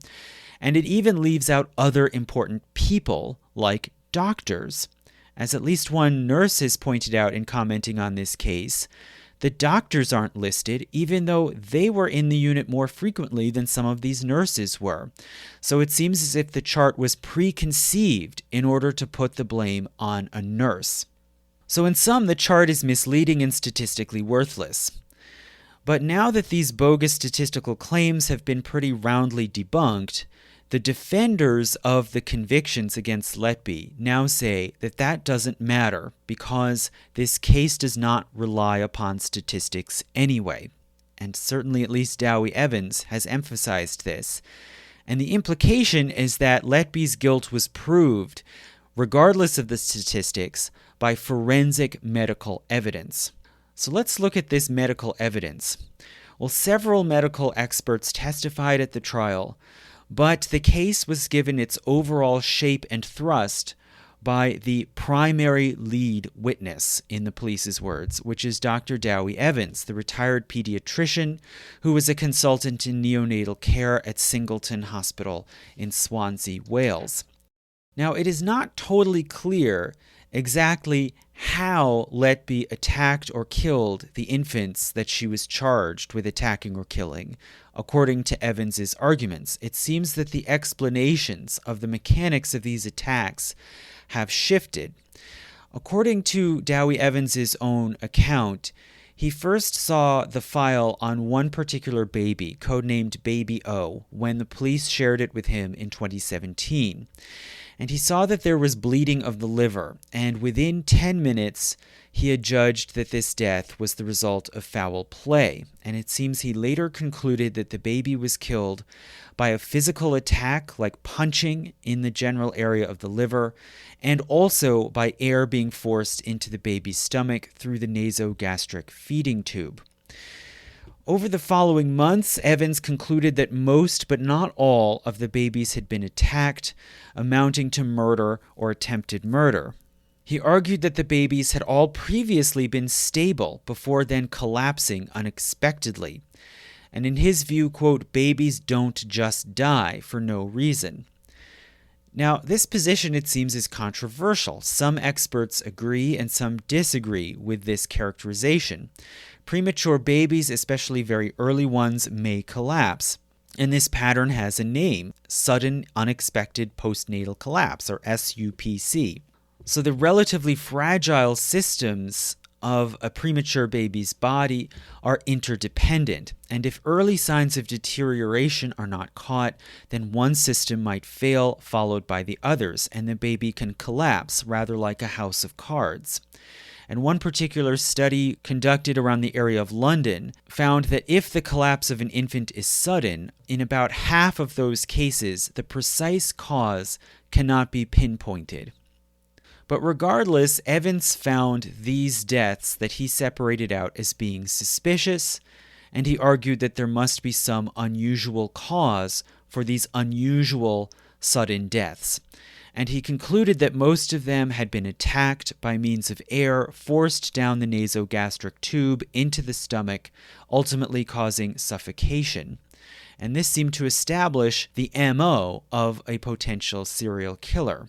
But there are various problems that came up with this theory. For one thing, air in the stomach is very rarely fatal in an infant or anybody else.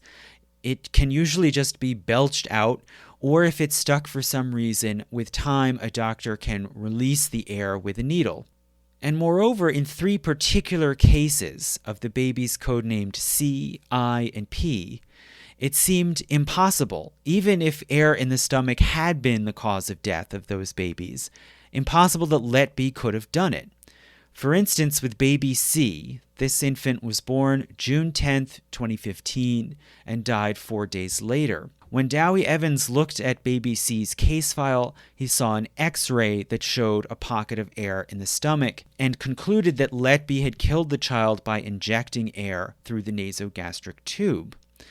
But it was then later pointed out that Letby had not been in the hospital at all between when baby C was born on June 10th and when this X-ray was taken on June 12th.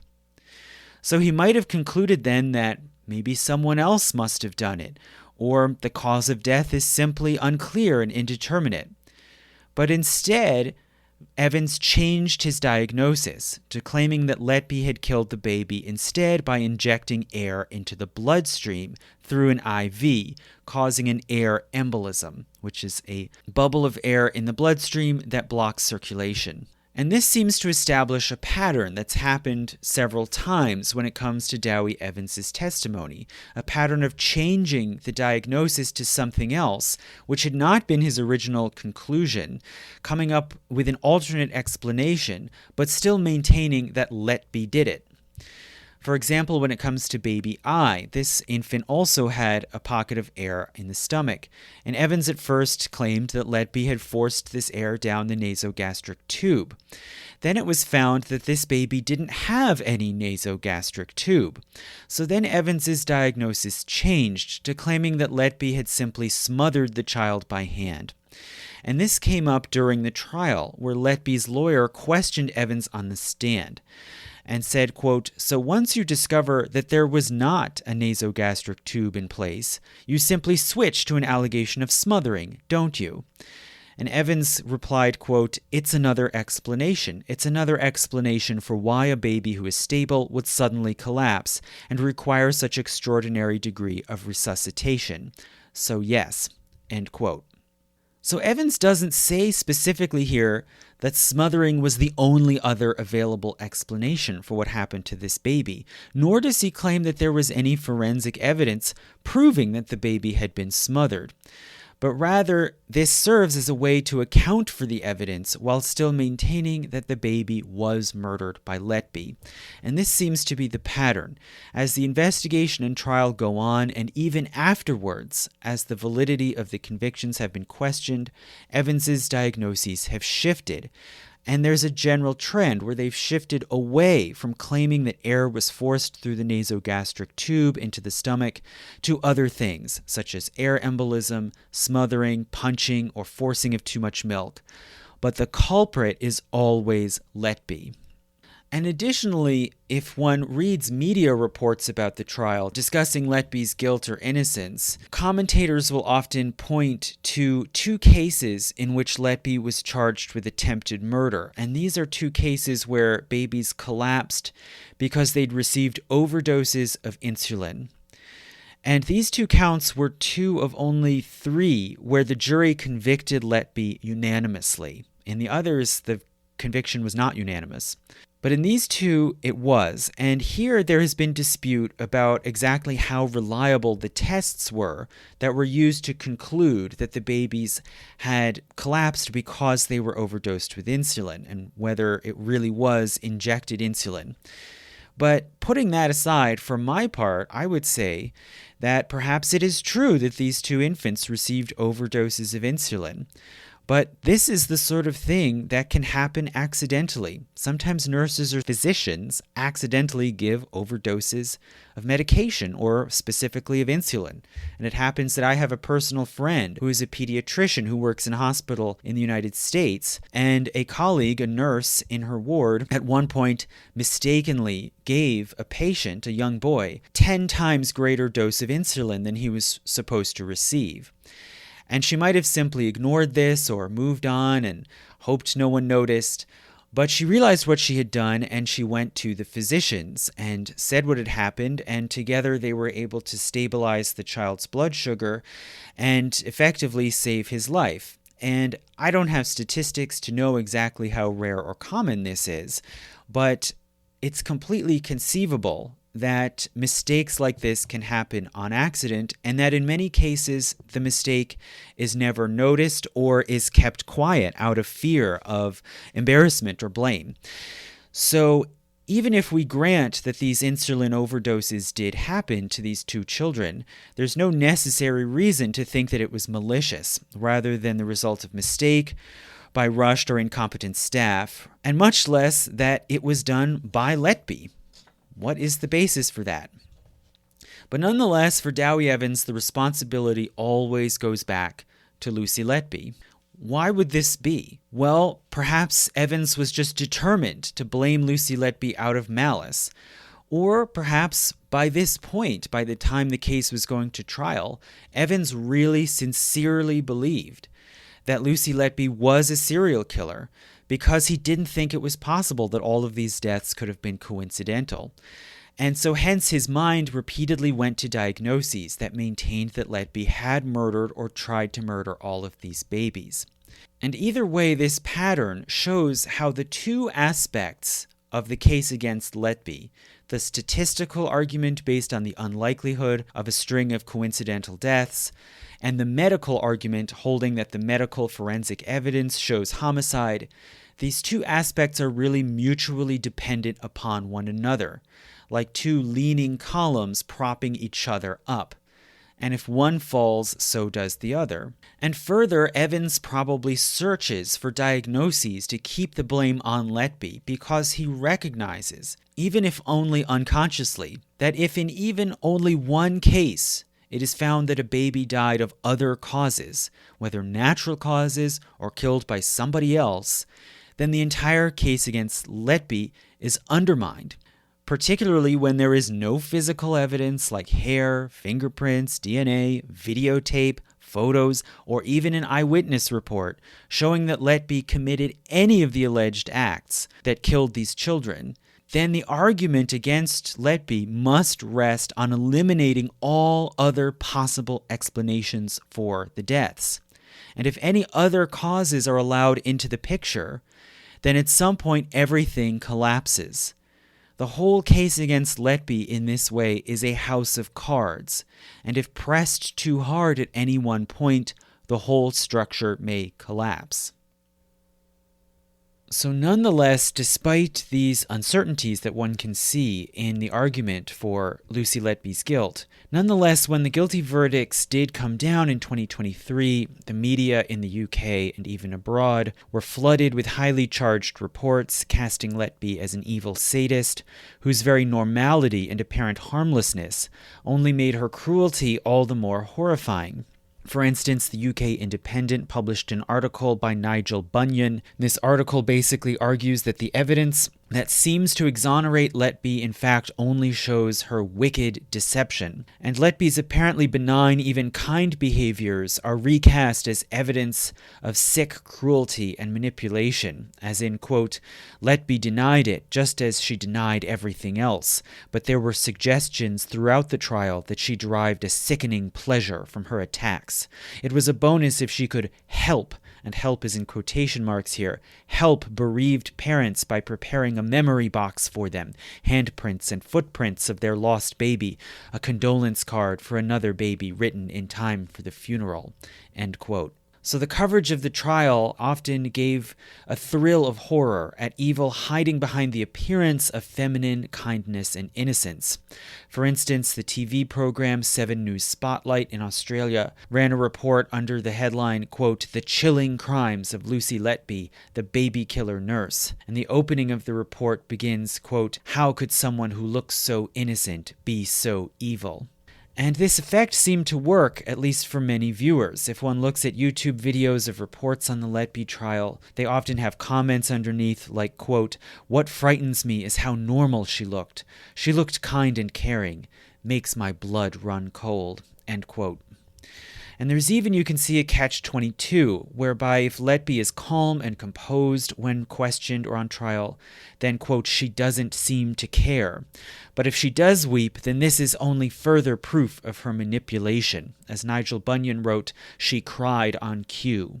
So all of this you might see as reminiscent of the Great Witch Hunt, in which it was argued that it was proof of a woman being a witch if she wept without shedding tears, and in which witches were alleged to have hidden teats on their bodies through which they fed not babies, but instead demons. The common thread here is the idea of femininity as merely a mask used strategically to hide an essentially evil and predatory nature. For instance, 2 BBC journalists have recently come out with a book titled Unmasking Lucy Letby. Now, I am not at all the first person to liken the Letby case to a witch hunt. It's a phrase that many others have invoked. But I think that it is important to note that in a way this phrasing can be misleading, since the common popular image of a witch hunt is of a bunch of ignorant baying peasants with torches and pitchforks hunting down an innocent woman, when in fact the original witch hunt was more of a coordinated elite endeavor managed and pursued under color of law. And likewise, the hysteria that has been whipped up around this case is not mass hysteria, as one might be inclined to think of, that's the more common phrase, but instead elite hysteria. Doctors, police, prosecutors, judges, journalists, these are the people who have driven this sort of furor around Letby. And what's more, in exploiting the horror of this case, they have dug a hole for themselves. They have invested their own credibility into the soundness of Letby's convictions, and hence the emotionalism and defensiveness when challenged. Okay, so people may naturally be thinking, all right, Sam, are you finally getting to the point here? And yes, I am getting to the point, I promise, but I'm just going to talk about this case a little bit more. Because the place where the rubber really hits the road in a way that is broadly illuminating is when people try to defend the prosecution of Lucy Letby in order to shore up or shield this fragile structure. So we have a situation where medical arguments that were used to convict Letby, first authored by Dowie Evans, conflict with those of other experts, including, among others, the pathologists who were the first ones to examine the records of the patients who died or collapsed in the NICU. And also a situation where the statistical argument from improbability has been questioned or rejected by many statisticians. Hence, there is a serious multi-part conflict here and disagreement among experts. And the first line of defense that the supporters of Letby's convictions tend to call up is what I would call emotional blackmail. The assertion that questioning the guilty verdicts against Letby is wrong because it hurts the victims' families. For instance, in September 2024, the MP David Davis appeared on the TV program Good Morning Britain in order to argue that the Letby case should be reopened and retried. And the interview started off with one of the hosts making a comment, not a question, and saying in an outraged and horrified tone, "I would just point out there are the families of 17 infants, 14 infants, who will be appalled at the idea that you think she's innocent." So you see here it's cast as somehow offensive against the victims' families even to have doubts. And other experts, such as statisticians, have been unable to publish analyses questioning the grounds for Letby's convictions on the basis that such questioning is, quote, inappropriate and would hurt the victims' families' feelings. For instance, in 2024, John O'Quigley, a statistician at University College London, submitted a paper to the journal Medicine, Science, and the Law, in which he pointed out and refuted logical and statistical errors that were involved in convicting supposed serial killer nurses, including Letby. And the article was rejected on the basis of the reviewers' comments. And these reviewers did not take issue with the argument of the paper, but they asserted, quote, "the suffering of the parents of the victims needs to be held firmly in mind." And they did hold out the possibility that, quote, "the time for critique will come," and that the Thirlwall inquiry represented the proper venue for such a critique. Well, what does the Thirlwall inquiry think of this? Well, in September last year, as the inquiry opened, a group of 24 statisticians and neonatologists wrote to the commission asking that this inquiry be postponed on the grounds that there were valid unresolved doubts about Letby's guilt. But Lady Justice Thirlwall, the chair of the inquiry, responded, quote, "There has been a huge outpouring of comment from a variety of quarters on the validity of the convictions. So far as I'm aware, it has come entirely from people who were not at the trial. All of this noise has caused enormous additional distress to the parents who have already suffered far too much." End quote. So what's interesting here about Lady Justice Thirlwall's comment, which I think will become more and more infamous with time, is that she didn't have to make it. She could have just said, "I'm sorry, it's beyond my scope to consider whether or not these convictions were valid." But instead, she goes further, dismissing these arguments as noise and hiding behind the supposed hurt feelings of families, which, for one thing, she doesn't have the right to speak for, as far as I can see, and secondly, which have no bearing on whether or not Letby is guilty. So I think that this comment from Lady Justice Thirlwall is emblematic of a pervasive elite defensiveness and dismissiveness, which has formed around this case and which I think is also a rising theme of our time. Perhaps Lady Justice Thirlwall's comments here might remind some listeners, especially Americans, of the comments that came just a few months later from the White House spokesperson John Kirby, basically brushing off this furor around supposed drones flying over the eastern United States. And the similarities here, I think, are very revealing in that you have public concern and comment coming both from ordinary people on the ground and from so-called experts as well. And basically, the spokespersons for official institutions just want to dismiss or brush this off as, in Thirlwall's words, noise. So I think that many people in the 21st century, whether rightly or wrongly, they feel that they encounter this kind of attitude and mentality from spokespersons of institutional authority like government, science, academia, police, mass media, and they feel that this is a sort of pervasive experience of their lives, and there are terms for it like gaslighting that have become very popular, almost cliches. And so one has to ask, how has this come about? There seems to be a sort of divergence opening up between, you could say, the sort of elites who define official reality and everybody else, who increasingly feel shut down and shut out.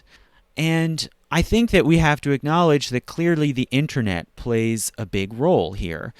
If we just look at the Lucy Letby case, this is the sort of case that maybe 30 or 40 years ago, this individual simply would have been convicted, gone to prison for life, and that's the last that any of us would hear about it. And as I pointed out, there's been a great deal of secrecy around this case. It's very hard to pin down what exactly is Lucy Letby accused of doing and on what grounds. And it's really because of the internet that it's been possible for people to search out, collate, share, and then discuss and debate the actual information and evidence around this case, and that it's become really an international controversy, which I now am taking part in myself. It's now possible for people to access and share all kinds of information that they never could have gotten before. And that makes it possible then to form different ideas, make different arguments, challenge accepted wisdom or official judgments. And for those whose job it is to uphold the validity of those official decisions, this creates a lot of stress and additional arguments and challenges that it's very tempting to just casually dismiss as a lot of noise. And you'll often hear people who want to defend the existing conventional wisdom say, oh, well, the internet thinks this, or the internet is upset about this. Basically attributing conscious personhood to the internet, which is a metaphysically questionable thing to do. But even that aside, it's an easy way to do an end run around what's really happening, which is that people, including plenty of perfectly knowledgeable, reasonable, trustworthy people, are raising counter-arguments, and the internet is simply a tool that they're using to communicate. So in this context, it's not surprising that authorized spokespersons feel besieged. There is what a personal acquaintance of mine who was attending a very elite university called a siege mentality in these bastions of accepted epistemic authority, like elite universities. It's perceived that the public is sort of going mad, losing their minds. They're not listening to experts anymore. When in fact, as the Letby case again demonstrates, it's not really a question of experts versus the masses. This is a point where different experts disagree with one another. So even putting the internet aside, the fundamental error here, I think, is the assumption that having more knowledge or more training or more information will necessarily lead to more agreement. Different people can look at the same fund of knowledge and information and come to radically different interpretations of it.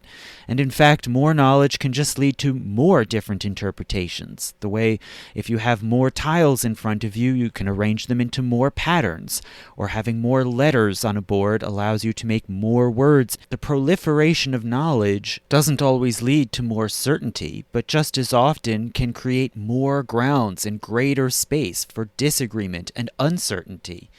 And when people who are accustomed to a great deal of authority are questioned or challenged, it's very easy for them to become defensive and to try to rush in and protect and shore up their preferred constructed interpretations of reality using emotional and rhetorical ploys rather than arguments. And in such a situation, I think it is not wise to simply succumb to emotional blackmail, but instead one has to weigh different arguments and opinions, regardless of whether they're coming from supposed experts, and evaluate, do the hard work of evaluating who has a sound point, and that involves looking at biases, vested interests, and agendas. It is not enough simply to fall back on credentials as a substitute for argumentation. And another pattern that you'll see is that when different experts with similar knowledge and credentials disagree on an important point, they'll try different ploys to shore up their own position by discrediting the other person or by politicizing the issue, making it somehow partisan.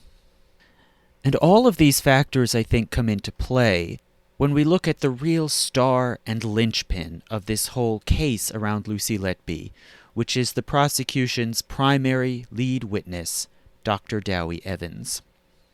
Obvious questions for Dr. Evans probably come to mind.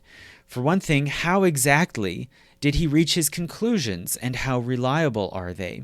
Well, in response to this sort of question, Evans has argued to the press that his testimony is highly reliable because in his 35 years of testifying as an expert witness in trials, he has only ever lost one case. So one could take this to mean, well, I suppose he is a very smart, well-informed expert. But on the other hand, you might stop and say, wait, what did you say? In a court trial, does a witness win or lose? Isn't it the defense and the prosecution that win or lose a court case? And isn't a witness supposed to be simply impartial? And these comments right off the bat suggest a partisan mentality, that Evans has already picked a side in each dispute, and that further he invests his ego in making sure that his preferred side wins. Another question you might ask is, why did Dr. Evans reach conclusions so different from those of the pathologists who first examined the case records from the Countess of Chester Hospital? Journalists with The Guardian have questioned Dr. Evans on this point. Specifically, why did you find air embolisms as the cause of death in several of these cases when no other experts have found any sign of that? And his response to The Guardian was, and I quote, "Well, without being too blasé about it, it's only difficult if you don't know the answer, okay? Once you know, you know. It's not very good asking me why I diagnosed air embolus. I think you should be asking other people why they didn't make the diagnosis." End quote. So his explanation here is explicitly circular. Once you know, you know. And this is not at all helpful in understanding why it would be that Evans came to this conclusion of homicide by air embolisms and other means when the pathologists who first examined these case files from the Countess of Chester didn't find any sign of this. And rather, if we want to know why his conclusions were so different, we have to consider the conditions under which he first came to examine these files. Well, Evans has also described in other interviews how he came to be involved in the Letby case in the first place. Namely, in May 2017, he read the press reports about the police investigation that had been launched into the deaths at the Countess of Chester Hospital. He then volunteered himself to be an expert witness in this case. Reportedly, he wrote into the National Crime Agency and offered himself, quote, "If the Chester police have no one in mind, I'd be interested to help. Sounds like my kind of case," end quote. So this is definitely an unusual way for the police to match up with an expert witness. And it could be seen to suggest the possibility of other motives apart from simply the duty to provide impartial evidence. But what it does prove for sure is that unlike the pathologists who first reviewed the case files in 2016 to 17, Evans already knew that police were investigating a suspect for alleged murder before he saw the files. So what we have here in effect is two conflicting interpretations of the same body of evidence. One by experts who did not know about the allegations of murder, and another by an expert who did know about these allegations from the start. And which of these interpretations is more reliable? This is not a question of greater expertise. Those are comparable. These are medical professionals with experience in neonatology. The question here is which of these interpretations probably springs from a more sound judgment. And one could say that knowing of the allegations of murder could have influenced the second expert judgment, the one from Dowie Evans, creating a bias in favor of attributing the deaths to murder. And hence it was those who went in without this prior bias that are more credible.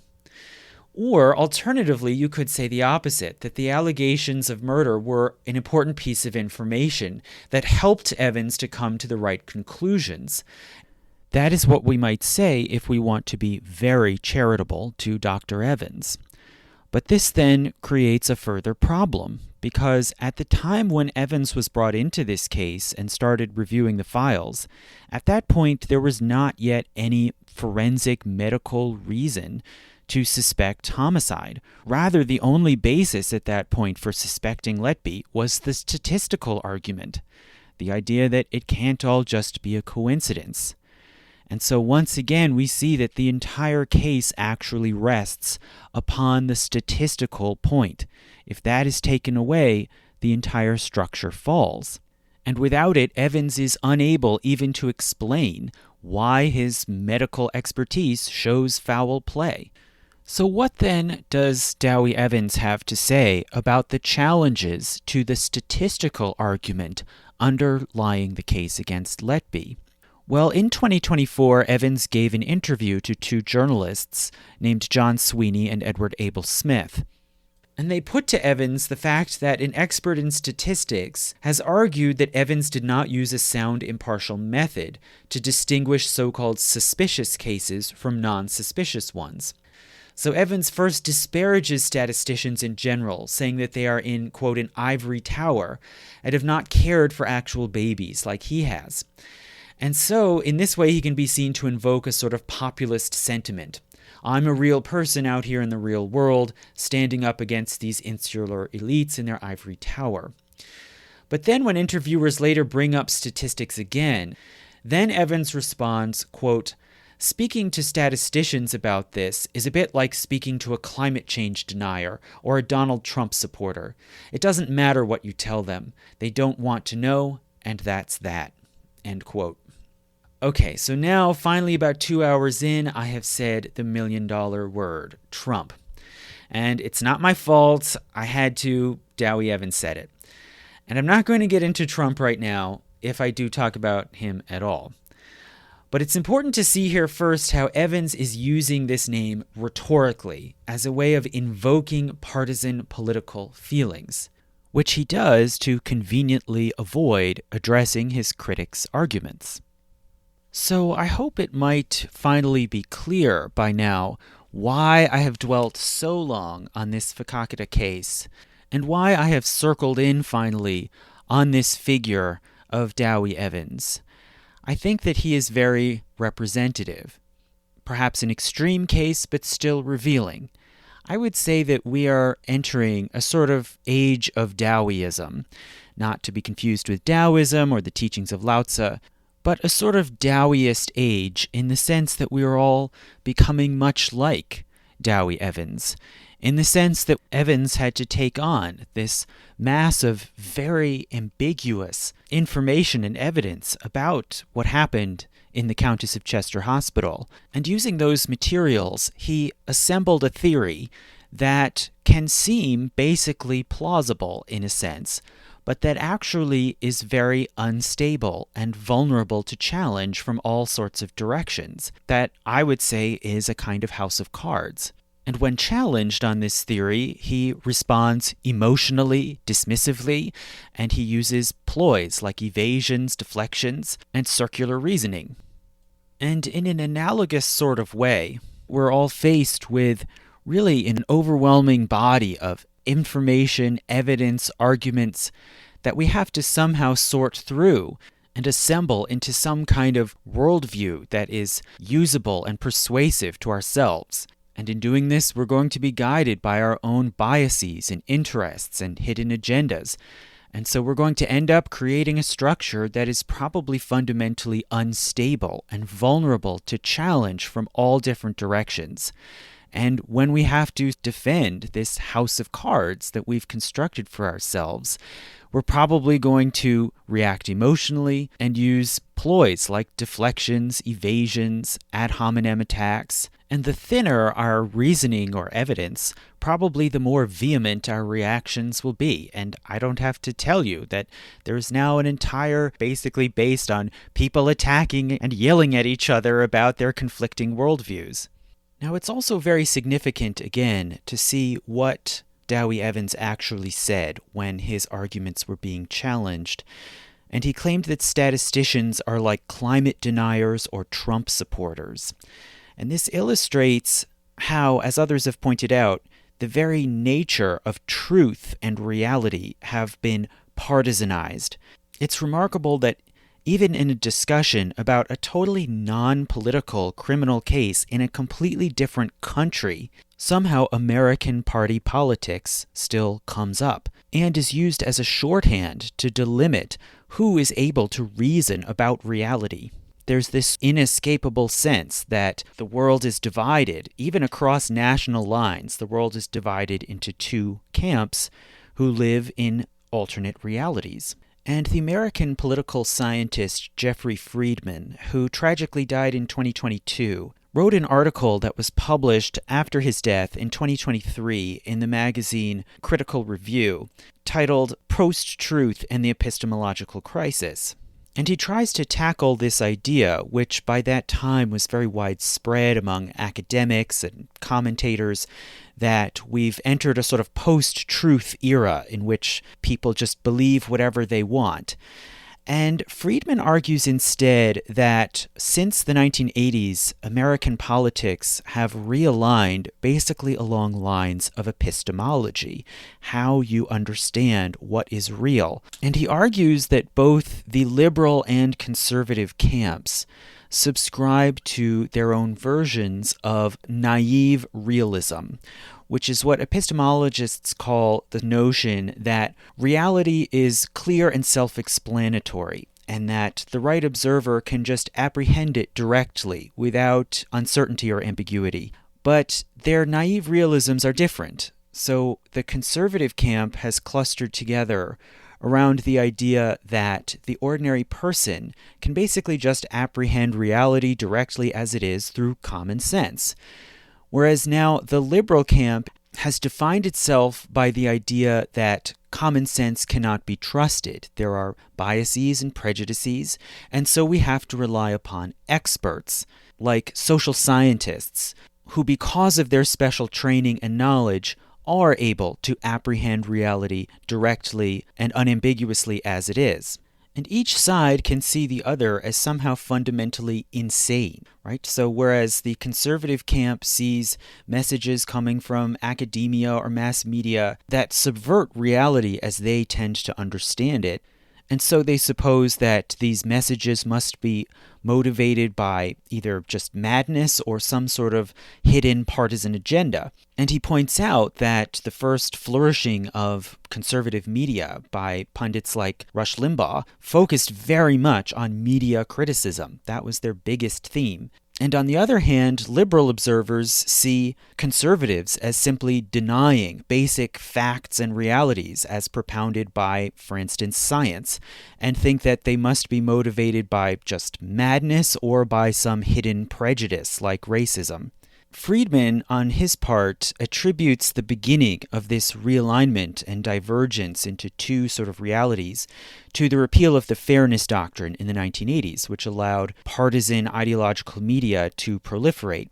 And he may be right about that, I really can't say. I would tend to put much more emphasis on the internet and this effect of being sort of epistemically overwhelmed and forced to kind of find your way through this very confusing world of information overload. And whereas arguably for a time the internet had the effect of creating multiple little bubbles, alternate epistemic realities in which people could immerse themselves, all conflict tends to resolve itself into two sides.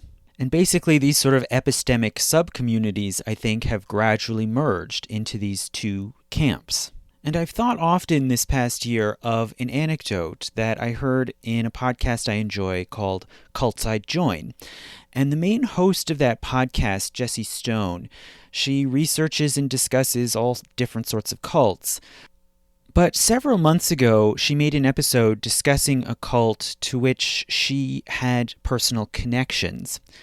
So some of her friends and relatives once belonged to a militant fundamentalist cult that used to live in a compound in southwest Missouri called the Covenant, the Sword, and the Arm of the Lord. And members lived there basically communally in isolation, and they stockpiled armaments until the U.S. government surrounded and besieged the compound and then forcibly broke up the cult. And a certain portion of the members who had once lived in this compound subsequently disavowed their racist and fundamentalist ideology. But many former members of the cult have continued to meet and carry on personal relationships long after the end of the cult. And Jesse Stone apparently made inquiries as to how many of them still subscribed to the racist and fundamentalist ideas that had once defined that community, or whether their beliefs had evolved. And she found that, quote, "they're all either aggressive Democrats or aggressive QAnon. It's one or the other," end quote. So this sort of juxtaposition of aggressive Democrats on the one hand and aggressive QAnon on the other can sound very strange, and it probably might even be insulting or offensive to many people to think of those two sides as being somehow equivalent or mirroring one another. But I'm not going to claim that they're equivalent or equal moral or epistemic status. I have no position about that. But I do think that this anecdote perhaps helps to illustrate this kind of process of polarization that's been coming to a head, where you basically have a liberal group that subscribes to expertise, science, etc., and that defines itself more and more in contradistinction to Donald Trump. And the other camp has kind of rallied around Trump as the nemesis or antidote to the liberal camp. And as older loyalties like religious groups or regions or labor unions, etc., that might have previously shaped our political positions and worldviews, as those more and more dissolve, we basically have to choose between one of these two bigger camps. In effect, you could say, as our cults get broken up, we get absorbed into one or the other of these bigger cults. And the various sort of groups and, oddball subcultures that you might find around American society or Western society more generally, the sort of crunchy, anti-fluoride people, the biker POW people, the tech bro effective altruists, these various sort of groups that don't fit easily into this sort of hegemonic liberal camp are gradually picked up and absorbed into the Trumpian camp. And as Jesse Stone's anecdote underscores, a major avenue by which these various subcultures and subgroups get absorbed into the Trumpian orbit is QAnon. And the epistemologies of these two camps are different, as we see. But it's also important, as Friedman points out, there's also a fundamental similarity, a sort of simplistic realism. While one emphasizes the individual's right to claim reality for themselves, independent of expertise, and the other emphasizes deference to knowledge and expertise, nonetheless, both views suppress and avoid confronting ambiguity and uncertainty. And you can see this, for instance, in slogans that became widespread in the 2020s during and in the wake of the COVID-19 pandemic. Things like "follow the science" and "trust the science." Now, I'm a supporter of science. Some of my best friends are scientists. But it struck me that that slogan was very strange because I don't think that there is such a thing as the science. Science is not a set of dogmas that are handed down ex cathedra.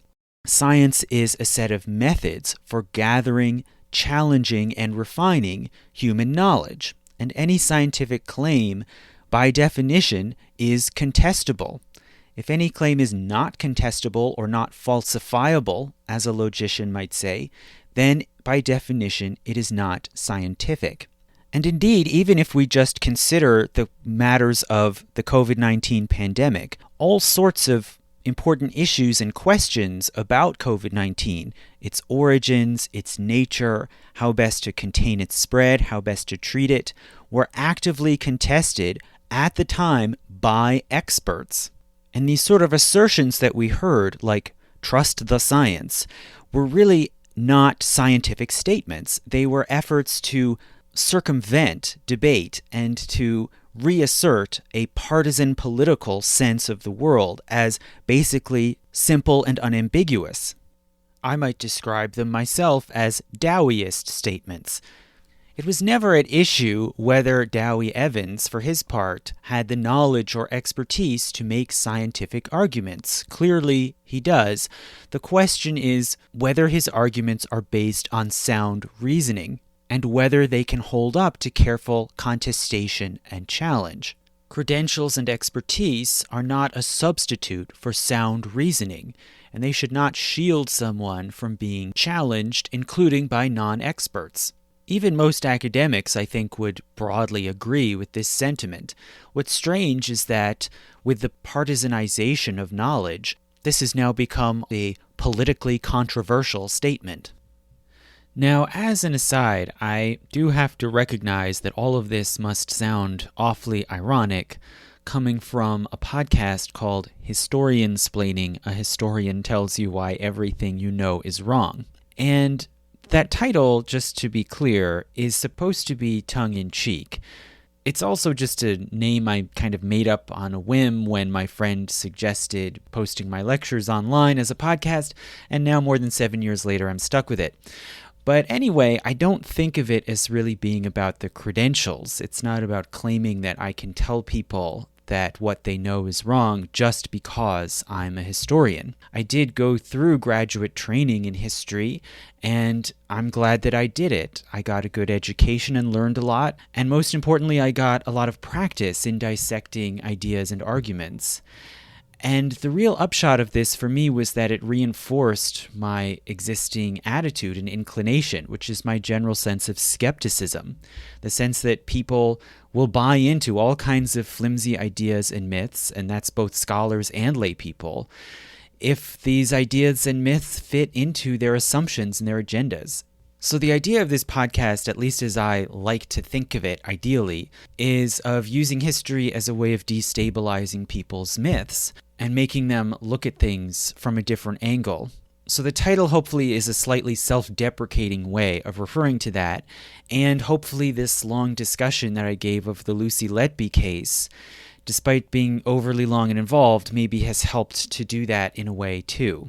But to go back to this question about expertise, I decided to dive into this knowing that skepticism towards expertise is not new at all, and it's really a long American tradition, part of our individualism. Disparagement, for example, of the academic ivory tower started back in the 1920s and has only grown year by year since then. So the fact that there is this widespread skepticism is not in itself, I think, reason to panic. Quite opposite. I think elite panic is precisely the problem. As this party realignment has happened with white-collar educated people now overwhelmingly concentrated in the Democratic Party, and in many other countries in similar sort of center-left parties, this reinforces the partisanization of knowledge, and it also fosters a collective self-awareness among experts and the highly educated as a group, and even more so as an embattled group, having to fend off a perceived relativism, right, the so-called post-truth. Now, whether or not this view is fair, and it may be understandable that some people feel this way and see things in this way, still, I think it is very dangerous and has a lot of negative ramifications. It perverts debates, leading people on all sides to politicize, catastrophize, and personalize all disputes or conflicts. And people like Dowie Evans can take any dispute on any topic, no matter how technical, and somehow fold it into partisan politics. And they can catastrophize in the sense of taking narrow disputes over specific questions and blowing them up, casting them as representing an apocalyptic fight over truth itself. And they personalize in the sense that they turn arguments into a clash of personalities, casting their opponents as dangerous and malicious, representing an essential nihilism, and casting themselves as guardians of truth, reason, objectivity, and of course, democracy. And these rhetorical techniques may be satisfying on a gut level, but they don't work, I think, at convincing anyone, and they have serious problematic consequences. For one, they make the expert side less self-critical. If an expert can make pronouncements like, "I represent science," or "when you're criticizing me, you're actually criticizing the scientific facts," then they are only shielding themselves from disagreement or debate, which in effect backfires. It only diminishes rather than shores up public confidence. And I think many people would already agree with this. This is not a new argument. It's maybe practically a cliche by now. But also, I think these experts are investing their own status and self-worth into their position in a single given debate. And then when your self-image is at stake, your critical faculties shut down. Your mind naturally runs to its battle stations to defend your sense of self-worth.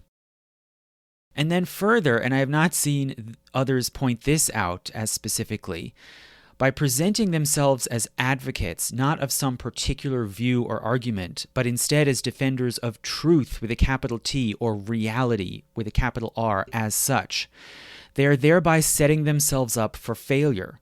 They are inviting their audience to hold them up to an impossible standard of accuracy and impartiality that no one can possibly meet. And hence, any time they mess up, making a mistake or showing a bias or an inconsistency, then their critics can leap in and say, aha, we have caught you. Your pretensions to perfect accuracy and objectivity are a lie. And people naturally, and this is a timeless thing, people love nothing more than to unmask a hypocrite.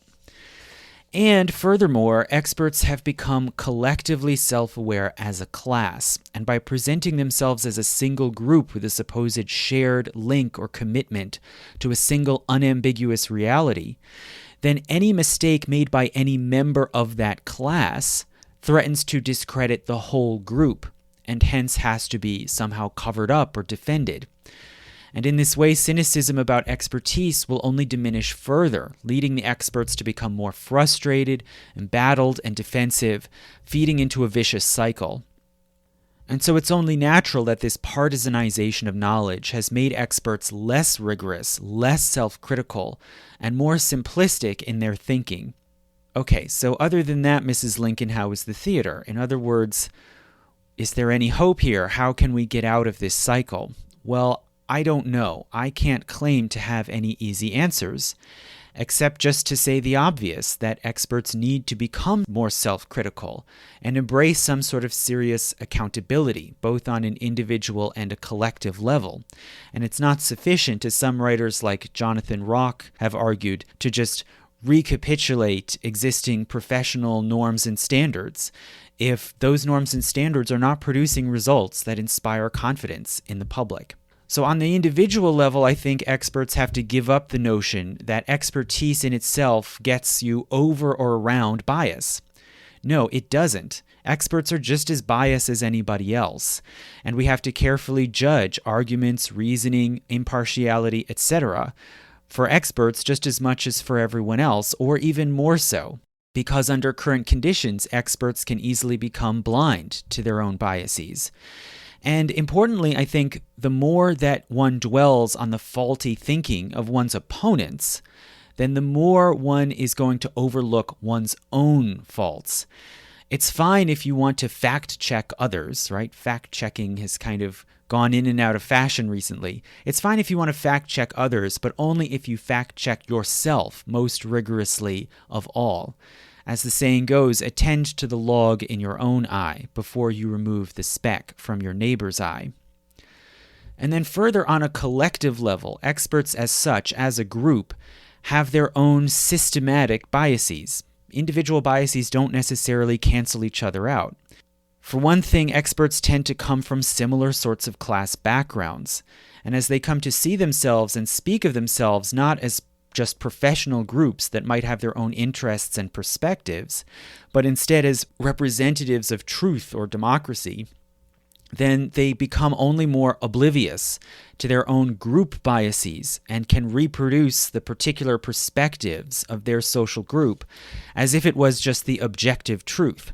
And secondly, I think experts as a group have increasingly invested their collective self-worth into their supposed shared enterprise, such that if any member of that class is challenged, other members tend to circle the wagons around them.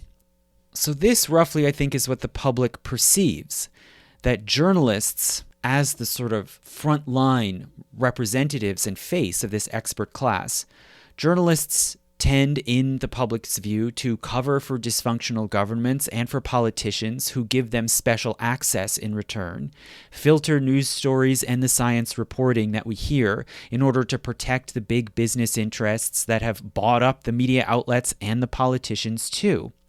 And what should be investigative journalism is crowded out by partisan punditry that basically just reinforces the protective shield around the governing elite. And media basically is seen as just perception management for the ruling class. As Carlin said, it's a big club and you ain't in it. Now, this public perception may be unfair, and I'm sure some would say that it's just not accurate. But nonetheless, it is a perception that keeps being reinforced every time that a new scandal breaks and the media are seen to have failed in their supposed job of informing the public and holding power to account. And the expert class collectively, I think, has failed to recognize how massively they have been discredited by a whole series of disasters. The justifications for the Iraq War, the financial collapse and the failure to intervene and restructure the banks, the indifferent or incompetent responses to disasters like Hurricane Katrina, fires like those in Hawaii, and floods in Appalachia, and industrial disasters like in East Palestine. Media and government seem to believe that they can just move on and forget about these disasters without any impact on the public trust or confidence. And media specifically seem to be complicit in this, with short news cycles, obsession with horse races and personalities. They seem to almost encourage quick forgetting of these crises. But the public does not forget. They remember these failures, and it informs how they see subsequent events. And I saw this, for example, in researching about the Lucy Letby case. When experts and lay people both started to raise doubts about the conviction of Letby, the public seems to have basically been open-minded and pretty quickly adapted to the idea that Letby may have been wrongly blamed and scapegoated for institutional failures. And under reports about the case, I saw many comments like, quote, "If it turns out this woman is innocent, this might be the NHS version of the post office scandal," end quote.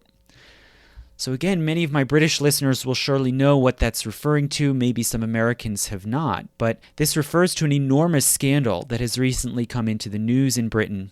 And the basics of this scandal are that in 1999, the British state-owned post office began using an accounting software program called Horizon.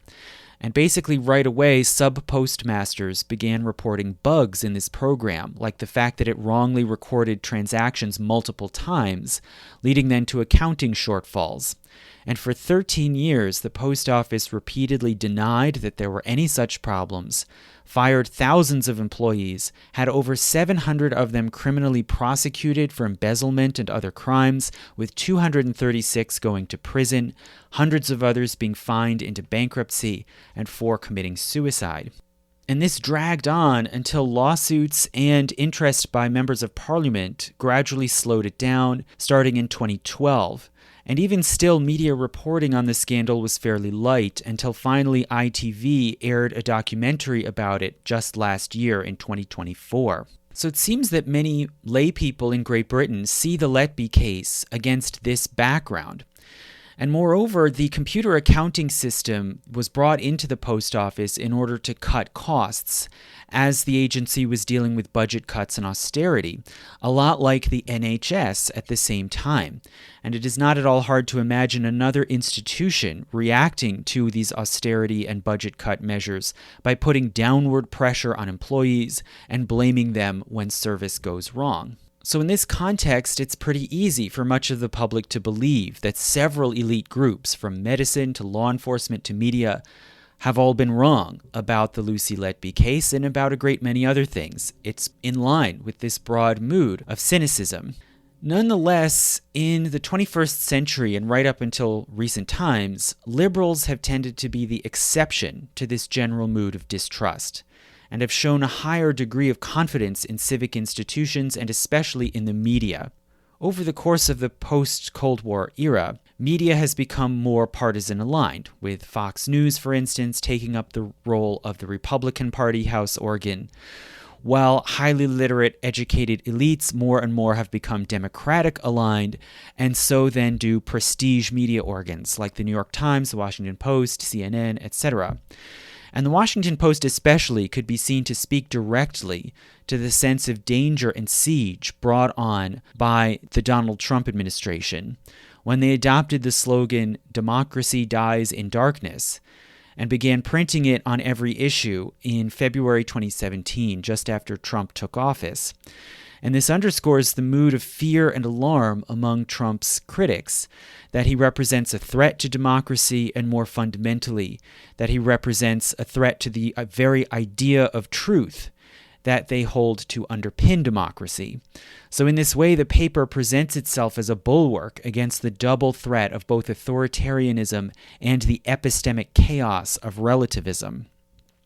But further developments this past year in 2024 have changed the situation. There's been a further collapse of confidence in the mainstream media, even among the Democratic base.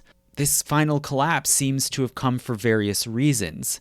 For one thing, possibly the repeated warnings of Trump being a fascist and a threat to democracy, followed then by a quick pivot and a cozying up to Trump when he wins re-election. This seems to have been discrediting in many people's eyes. Or specifically in the case of the Washington Post, their decision not to endorse any candidate in the presidential election because, as it turns out, the billionaire owner of the paper, Jeff Bezos, intervened and nixed the idea. And subsequent to this news coming out, millions of subscriptions were canceled, and traffic on the Washington Post website, which had already been declining for years, further dropped to the point that it is now diminished by almost 90% from the level that it was in 2021. So, of course, it's fair enough to be dismayed by obvious intervention by a business magnate owner. But this raises further questions, such as, for one thing, isn't it bad for a billionaire magnate to own a major newspaper at all in the first place? Isn't this already likely to lead to bias and distortion of one's information environment? And doesn't that in itself constitute a threat to democracy as invoked in that slogan? Secondly, why do newspapers endorse candidates at all? What's the rationale behind that? This practice evidently began in the 19th century, at a time when most papers were openly partisan aligned. And most major national newspapers like the New York Times, the Washington Post, and the Chicago Tribune have also been very consistently partisan aligned in their endorsements through the years, consistently siding with Democrats, as in the case of the Washington Post, or Republicans, in the case of the Chicago Tribune. Is that really a model of media that we want today? Now, I suspect, of course, that many of those who have been disillusioned in this past year would say that even if open partisanship is usually bad, this was an unusual case because Trump is a unique threat to democracy. Due to this unique threat, the paper should have made an endorsement, and the intervention of Bezos shows a corrupting influence. And this too is fair enough. But then one has to ask, what does this say about the paper's coverage and commentary before 2024? Bezos has owned that newspaper for 11 years now. Did his ownership not have any biasing influence already? For example, in March 2016, media watchdogs like Fairness and Accuracy in Reporting found that the Washington Post had published a total of 16 negative pieces about Bernie Sanders within a space of less than 24 hours. And this was noted as being an unprecedented onslaught of partisan criticism aimed at one candidate. In 2019, the issue came up again as more negative coverage of Sanders was seen in the Post. And when this was pointed out, Sanders responded, quote, "I talk about Amazon's taxes all of the time, and then I wonder why the Washington Post, which is owned by Jeff Bezos, who owns Amazon, doesn't write particularly good articles about me. I don't know why," end quote. Now, this kind of acerbic comment led to a wave of media condemnation in the press and on TV, and the executive editor of the Washington Post attacked the comment by Sanders as a, quote, conspiracy theory. Now, this can be seen as just another instance of a familiar pattern of the press covering for the business magnates that literally own the outlet. Now, a third point is that perhaps it was a mistake to take up this high mantle of claiming to defend truth and democracy, when those who staff the Washington Post are just humans like everyone else, and the newspaper is just a press organ, and they have their biases and blind spots like anybody. Maybe they could have weathered this recent controversy over the presidential endorsement better if they had exercised more humility in the first place. So I've probably already said too much here, of course, and I really should stop soon, I know, but first I will dig myself a little further in a hole by making a few last points, which I feel I have to address. So I spent much of 2023 to 24 making a series examining the causes of World War I. And in doing so, I tried to discern the mistakes that ended up leading to a massive, long war of attrition, which almost no one wanted going in. And of course, I have to think of this in relation to current wars, like especially the war in Ukraine, which when it broke out in 2022, no one predicted was going to last this long. I don't think at that point 3 years ago, anyone would have thought that we would have seen the massive destruction, the lives lost, and this continuing war. Now, commentators at the time in 2022, I think, showed a lot of wishful thinking, which was strikingly similar to the mistakes made by diplomats and officials as well as the press in 1914. For instance, as I said, firstly, expecting a short war. There was a very widespread notion, especially dominant in Britain, but also significantly elsewhere in Europe in the 1910s, that if a European war broke out, it would be very short. And as armies mobilized in August 1914, many said that the whole thing would be over by Christmas. Now, they said that not because they thought the war would be easy to win, but more for the opposite reason. They thought that it would likely fall into a stalemate and war of attrition, but this then would put enormous economic strain upon the combatants. And several countries, especially Britain, believed that if they added onto this economic and financial sanctions onto their opponents, then their opponents would collapse economically and their governments would fall from power. And once the war was underway, Britain did attempt this, and the strategy failed. Germany fought on perfectly competently. Eventually, in 1917 to 18, the Russian, German, and Austro-Hungarian governments did collapse, but only after more than 4 years of a very destructive war. So all parties disastrously underestimated their opponents' will to fight, their economic resilience, and their ability to find alternate sources of trade and production. Secondly, there was also pervasive wishful thinking and double standards in the diplomatic feud that led up to the war. So through the early 1900s, there were frequent feuds and standoffs among European powers, as the nations aligned basically into two camps. Then in 1914, the assassination of the Archduke Franz Ferdinand set off a crisis, and all parties began making moves to try to protect their interests and then to prepare for a possible war. And through this whole period, from the beginning of the century up until the outbreak of war, all parties repeatedly cast their own moves, such as making or renewing alliances, building up military forces, or mobilizing their armies, as purely defensive, while casting their opponents' moves as hostile and aggressive. There are examples one can think of, like the formation of the Franco-Russian alliance. Those two countries saw this as a defensive move, aiming to contain Germany, which they saw as threatening all of Europe. Germany, for its part, saw it as hostile encirclement, presaging a possible pincer attack from both sides. All sorts of other moves were seen in this double light. Germany's assurance to Austria-Hungary that they would support them in confronting Serbia, Austria-Hungary's ultimatum to Serbia, Russia's mobilization of its army. Each of these was understood by the actors themselves as defensive responses to fast-moving and dangerous conditions, but by the other camp as aggressive moves towards enacting plans of attack.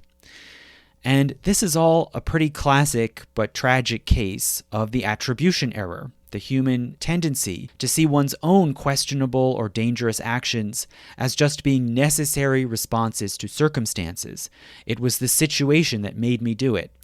But when someone else does the same thing or something very similar, one then attributes their actions to their essential nature. They did it because they're a bad person. They have wicked intentions. So this played out on a diplomatic scale, where nations took actions that they chose to believe were totally benign and innocent, perfectly understandable under the circumstances, without thinking that their opponents did not or could not afford to see it that way. If they were afraid for their basic security, then they had to assume the worst of intentions, and that these actions were part of a deliberate plan to attack first and get the advantage. So actors often dismissed their adversaries' plain stated reasons for their actions as hogwash or mere cover. For example, when Austria-Hungary presented its ultimatum to Serbia demanding justice for the assassination of the Archduke, their opponents in Russia concluded that the Austrians didn't really care about the Archduke at all. Nobody really liked him, they said. And they claimed that this was really just a pretext. They didn't consider that the Austrians really did see the assassination as a serious blow and threat to the very existence of the Habsburg monarchy. Instead, the Russians chose to think that Austria-Hungary was just a stalking horse being secretly used by the Germans to start a war in order to further Germany's plans for world domination, and this supposed upset about the Archduke was just a cover. And this is not the only example of this kind of thinking. But it is remarkable that this particular case has really stuck. It was very convenient for the Allies after the war, who wanted to put the blame on Germany, to say, oh, that assassination, it was just a minor incident. It was not the real reason. It was really about Germany's grand ambitions. And this then was further reinforced by a third important pattern, which is personalization, the common tendency to seize upon the biggest, most colorful personalities, and to imagine that states' actions are totally driven by those lone individuals, rather than considering the bigger strategic interests at stake delimiting states' actions. So during the war, for instance, there was a great tendency, a sort of furor, to demonize the Kaiser, to hold him as personally responsible for the war, when in fact he tried the most of really anyone in Germany to de-escalate this feud and to avoid war. If one had removed him from the picture entirely, then things would have gone much the same. Or you could even say really that one of the reasons the crisis did lead to war was precisely because the Kaiser was out of the picture. He was off sailing around Norway for weeks. So Kaiser Wilhelm may be an extreme case in how much his role has been misrepresented. But still, in lesser ways, you can see this assumption that bad events like wars must spring not from geopolitical contests or competing spheres of influence or power vacuums. All of that is seen as just relics of the past, no longer relevant. But rather, if wars and conflicts happen today, it's only because of the evil schemes and ambitions of one person, one tyrant or madman. And the corollary of this being, if only we could just somehow get rid of that one person, eliminate that one player from the board, then everything would go back to normal. Right? We would return to the baseline of the 1990s or the early 2000s before all of this chaos. And in American domestic politics, you can see the same process in that many people have looked this way on Trump. And I've been asked sometimes what to make of Trump. Is he a threat to democracy? How does he compare to past historical figures like European dictators? And my basic response is, I really don't know. I can't claim to understand that person's motives or predict his future behaviors. Your guess is as good as mine. But I will say in response, for one thing, what exactly do we mean by democracy? What is this thing that we are afraid that Donald Trump threatens? And that's a question I explored some in that article, once again. But what do we mean? The holding of elections? In the United States, this is done by the states, not the federal government. So it's hard to see how Donald Trump could possibly stop elections from being held without extensive state cooperation. Or by democracy, do we mean something more amorphous, like the rule of law? Will Trump violate laws and principles regarding freedom of speech in the press, a fair trial, and all the rest of the Bill of Rights? Will he violate basic tenets of law and jurisprudence like the writ of habeas corpus? Will he use secretive organs to spy on critics or dissenters or to destabilize foreign governments, etc.? Well, the answer to these questions, I think, is almost certainly yes. The reason being because most presidents over the past 100 years have done all of these things. This is just a known historical fact. Just looking within the past 30 years, presidents have overseen mass spying on Americans' communications, the kidnapping and imprisonment of U.S. citizens who were denied habeas corpus and held as enemy combatants without charges, the extrajudicial assassination of U.S. citizens by drone, the rendition of prisoners to secret prison sites and torture camps. These are all known documented facts for which no president has ever faced any consequences.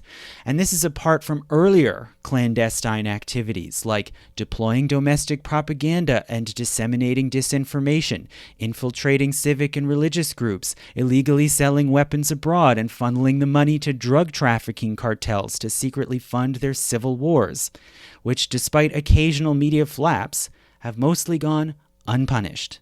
This is known and acknowledged history, and it's long been widely accepted among scholars that U.S. laws and policies have, since the Cold War, built up a so-called imperial presidency with extraordinary suites of powers, including over secretive military and intelligence apparatuses that operate with little outside check. Americans have generally allowed this to happen, either out of powerlessness or out of the naive hope that such powers would only end up in the hands of the right sort of person and would only be exercised for good ends. But as long as these extensive, almost unchecked powers exist, then there's always the possibility that someone untrustworthy will come along and abuse them, if you don't say that they've already been abused regardless. So in this sense, the threat to democracy is not any particular individual. There are plenty of gangsters, fraudsters, and corrupt plutocrats in America, like in any country. But at any given time, any one of them is not much of a threat to democracy on their own. Rather, the threat to democracy is the presidency itself. And to underscore or maybe to complement this argument, I'll mention that Donald Trump is far from the first U.S. leader to be seen as a threat to democracy, the republic, or the rule of law. This has been said many times of many leaders, prominently among them Andrew Jackson. And this comparison between Trump and Jackson has been made before in recent years, and I'm not really sure exactly how close the personal similarities are. Not very much, I think. But it's important that they have played similar roles in American politics. Jackson was a rich magnate who nonetheless appealed to the common man because he was seen as sympathetic to their interests and willing to stand up to the business and financial elites. He first ran for president in 1824 and lost narrowly because in that case no one attained a majority in the Electoral College, and so the final decision was made in the House of Representatives. And there, the Speaker of the House, Henry Clay, threw his support to John Quincy Adams, who won and became president, and who then appointed Clay as Secretary of State and heir apparent. And this looked to many people like an improper exchange of favors, and as discrediting and delegitimizing John Quincy Adams's election. Jackson himself rejected the legitimacy of his defeat, saying that he had been thwarted by a corrupt bargain, basically making the claim that the process had been rigged. He then ran again 4 years later, and that time won. And in office, he aggressively bucked the nepotistic network of businessmen and politicians who ran the National Bank and much of the government. And in his time in office, party politics basically realigned around him as the central figure, resolving into pro-Jackson and anti-Jackson camps, which came to be the Democratic Party and the Whig Party. Now, Jackson, as I said, was cast by his opponents as a dire threat to democracy and described as a new Julius Caesar, including by Henry Clay. But the twist here is that he was not seen as such because of his presidency. He did not try to hold on to power. He served 2 terms and then retired, went back to Tennessee. Rather, he was called a threat to democracy before he ever ran for president. and that was because he was a general, and a very popular one. He was seen as a national hero after the Battle of New Orleans. And then in 1818, as the U.S. was losing control of the southern border between Georgia and Florida due to attacks by the Seminole Indian Confederation, Jackson was dispatched to try to quell the disorder and beat back the Seminoles out of American territory. He was authorized to cross into Florida if necessary to pursue his opponents, but he overstepped his orders by attacking and capturing 3 Spanish forts, and he also took prisoner 2 British traders, accused them of aiding the Seminole against the Americans, and then after quick sham trials, hanged them. After that, he invited 2 Seminole leaders onto a boat for supposed peace talks, then took them prisoner and killed them too. So in January 1819, some members of Congress proposed opening a commission to investigate and condemn Jackson for overstepping his authority and basically committing murder under a very thin cover of law. Henry Clay, the Speaker of the House, gave a speech clearly casting Jackson as a danger to the Republic. And he said, quote, "Beware how you give a fatal sanction in this infant period of our republic, scarcely yet 80 years old, to military insubordination.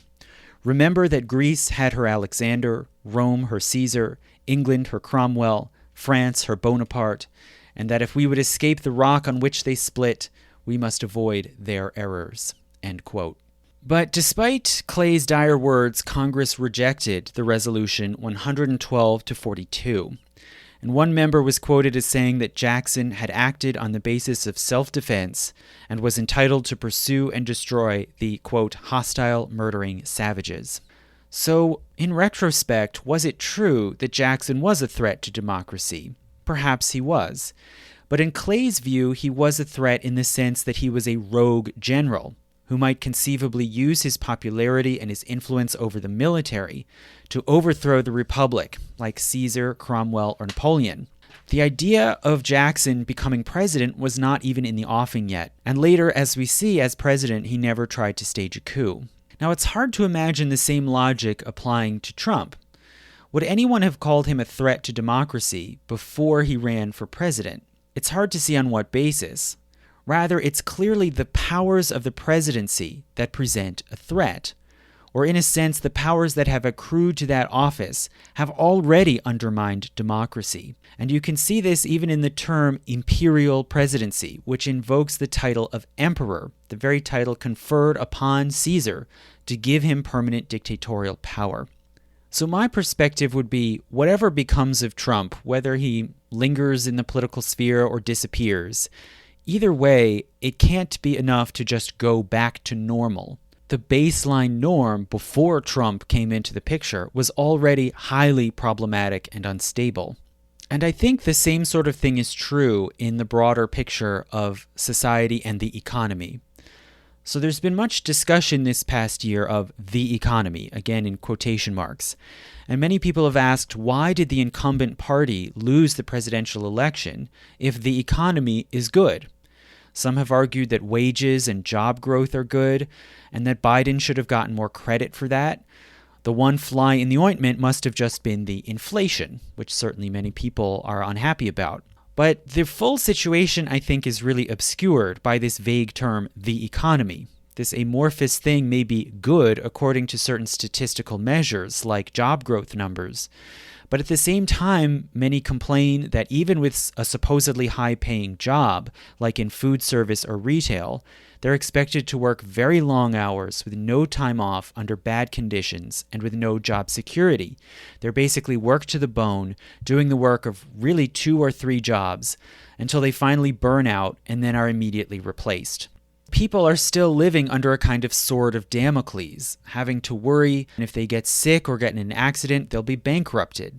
Levels of debt and defaults on debt have gone up since 2021, and homelessness has mushroomed, increasing by a record 18% just from 2023 to 24.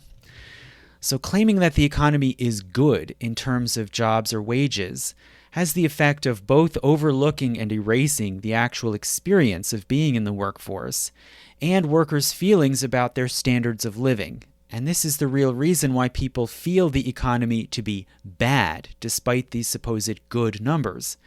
And it only reinforces, I think, the sense that experts and their aggregate measures are gaslighting the rest of us. And this effect, I think, perfectly played into the existing partisan alignment, with Democrats seen to represent experts in the establishment, which Trump claims to disrupt.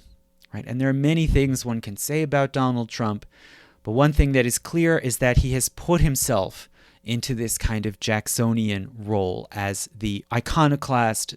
Now, I claimed back in 2020, the first time I made a year-end commentary, I did make a prognostication claiming that there would be no going back to normal after the pandemic, because, as I argued, the status quo before the pandemic in the 2010s was already very strained and unstable. There was serious and mounting labor unrest in 2019, which was only forestalled by the pandemic. So that was my position as of December 2020. But by about 2022, I began to have doubts.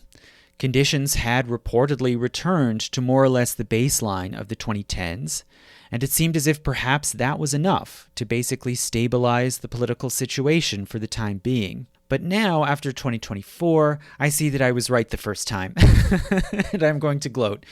There is no stable baseline to return to, and insofar as we try to pretend that it is possible to go back to an imagined status quo antebellum, we will be continually upset. So then where does it all go from here? Well, again, I don't know.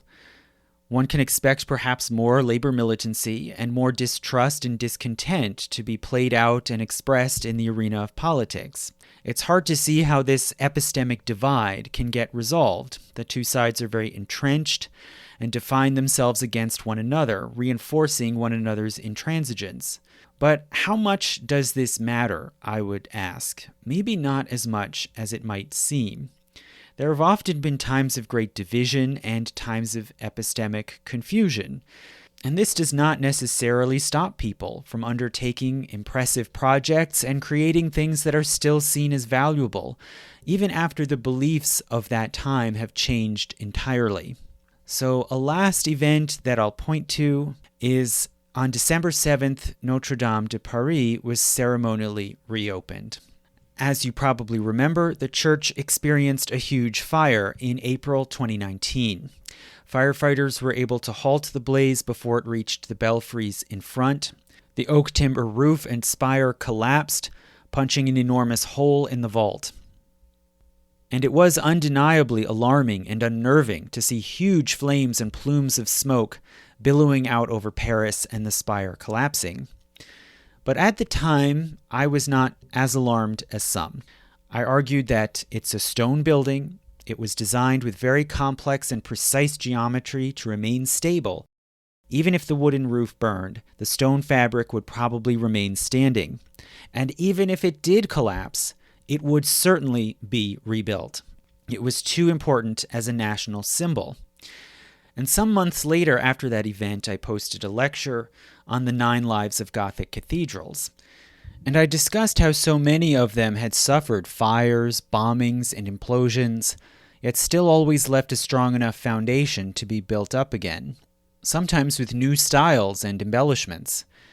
And so this history of destruction and recovery had really become part of the history and the meaning of these cathedrals. Notre Dame, you could say, was relatively deprived by not having one of these catastrophes in its history, but now it does. And this adds further levels of meaning and symbolism to the building.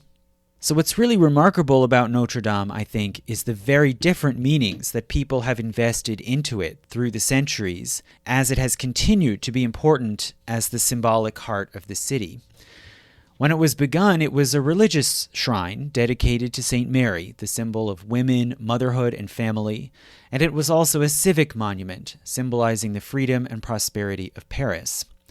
Later, it was seized in the French Revolution and rededicated as a so-called Temple of Reason, the religious figures stripped out, replaced with those of philosophers, and a ceremony was held giving homage to a woman dressed as the goddess of reason, a clear substitute for St. Mary.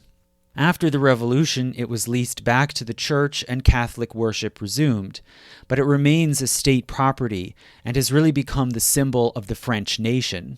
When over the past 5 years, engineers were able to restore the structure, even the complex oak roof, it became, you could say, a monument to the skill of workers, those who originally built it and those who were able to restore it. And this adds a layer of meaning about resilience and ingenuity. The rededication on December 7th was really mainly a civic and political event, a chance for world leaders to see and be seen. But it was held on the Feast of the Immaculate Conception, which is a reference, again, to St. Mary, to whom the cathedral is originally dedicated. And very few people today, certainly in the United States, know of that particular religious festival, or how it harkens back to the original name and meaning of the building. But at least some religious observers did see the significance and how, in a sense, you could see the building as coming full circle. And this was captured, for example, by the Catholic writer Maggie Phillips, who went to visit the cathedral at the end of December and who wrote, quote, "The nameless artisans and laborers who originally constructed Notre Dame knew they were part of something bigger than themselves that would outlast them, a monument to Mary that magnified the Lord.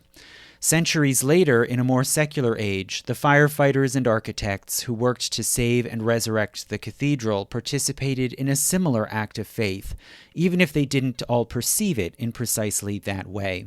End quote.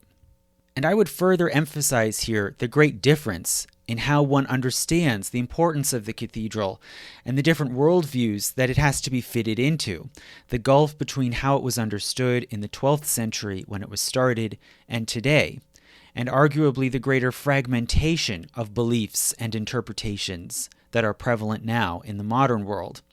But the work itself is still appreciated, and all the more so, I think, if one understands what drove the project originally, even if those are beliefs that are no longer live for all of us today. In sum, I would say it's okay if people believe in totally different things, or even believe things that others consider to be false or insane. Those in the 12th century who saw the cathedral started subscribed to all sorts of ideas that we would consider absurd today: geocentric astronomy, humoral theory of the body, not to mention ghosts, incubi, succubi. And often, this time, the Middle Ages, is seen as a time of irrationalism, and it was also a time of religious and political division. But this didn't stop people at that time from developing great skills and undertaking remarkable projects, like monumental buildings that were constructed with such precision and forethought that they have withstood disasters and are still seen as marvels of engineering today. Now, finally, as a last note, I will mention that when the press started to publish early pictures of the restored cathedral interior in November, some remarked on how different it looked, how much cleaner and brighter, no longer gloomy and atmospheric. The limestone elevations, once gray, had gone back to cream white. And another historian that I follow on Twitter, named Joseph Rezek, tweeted, quote, "Way too bright. This is a disaster." And I saw this tweet and I quickly replied, "Don't worry, with 800 years of candles, it will get there again." And Joseph replied with a crying face emoji.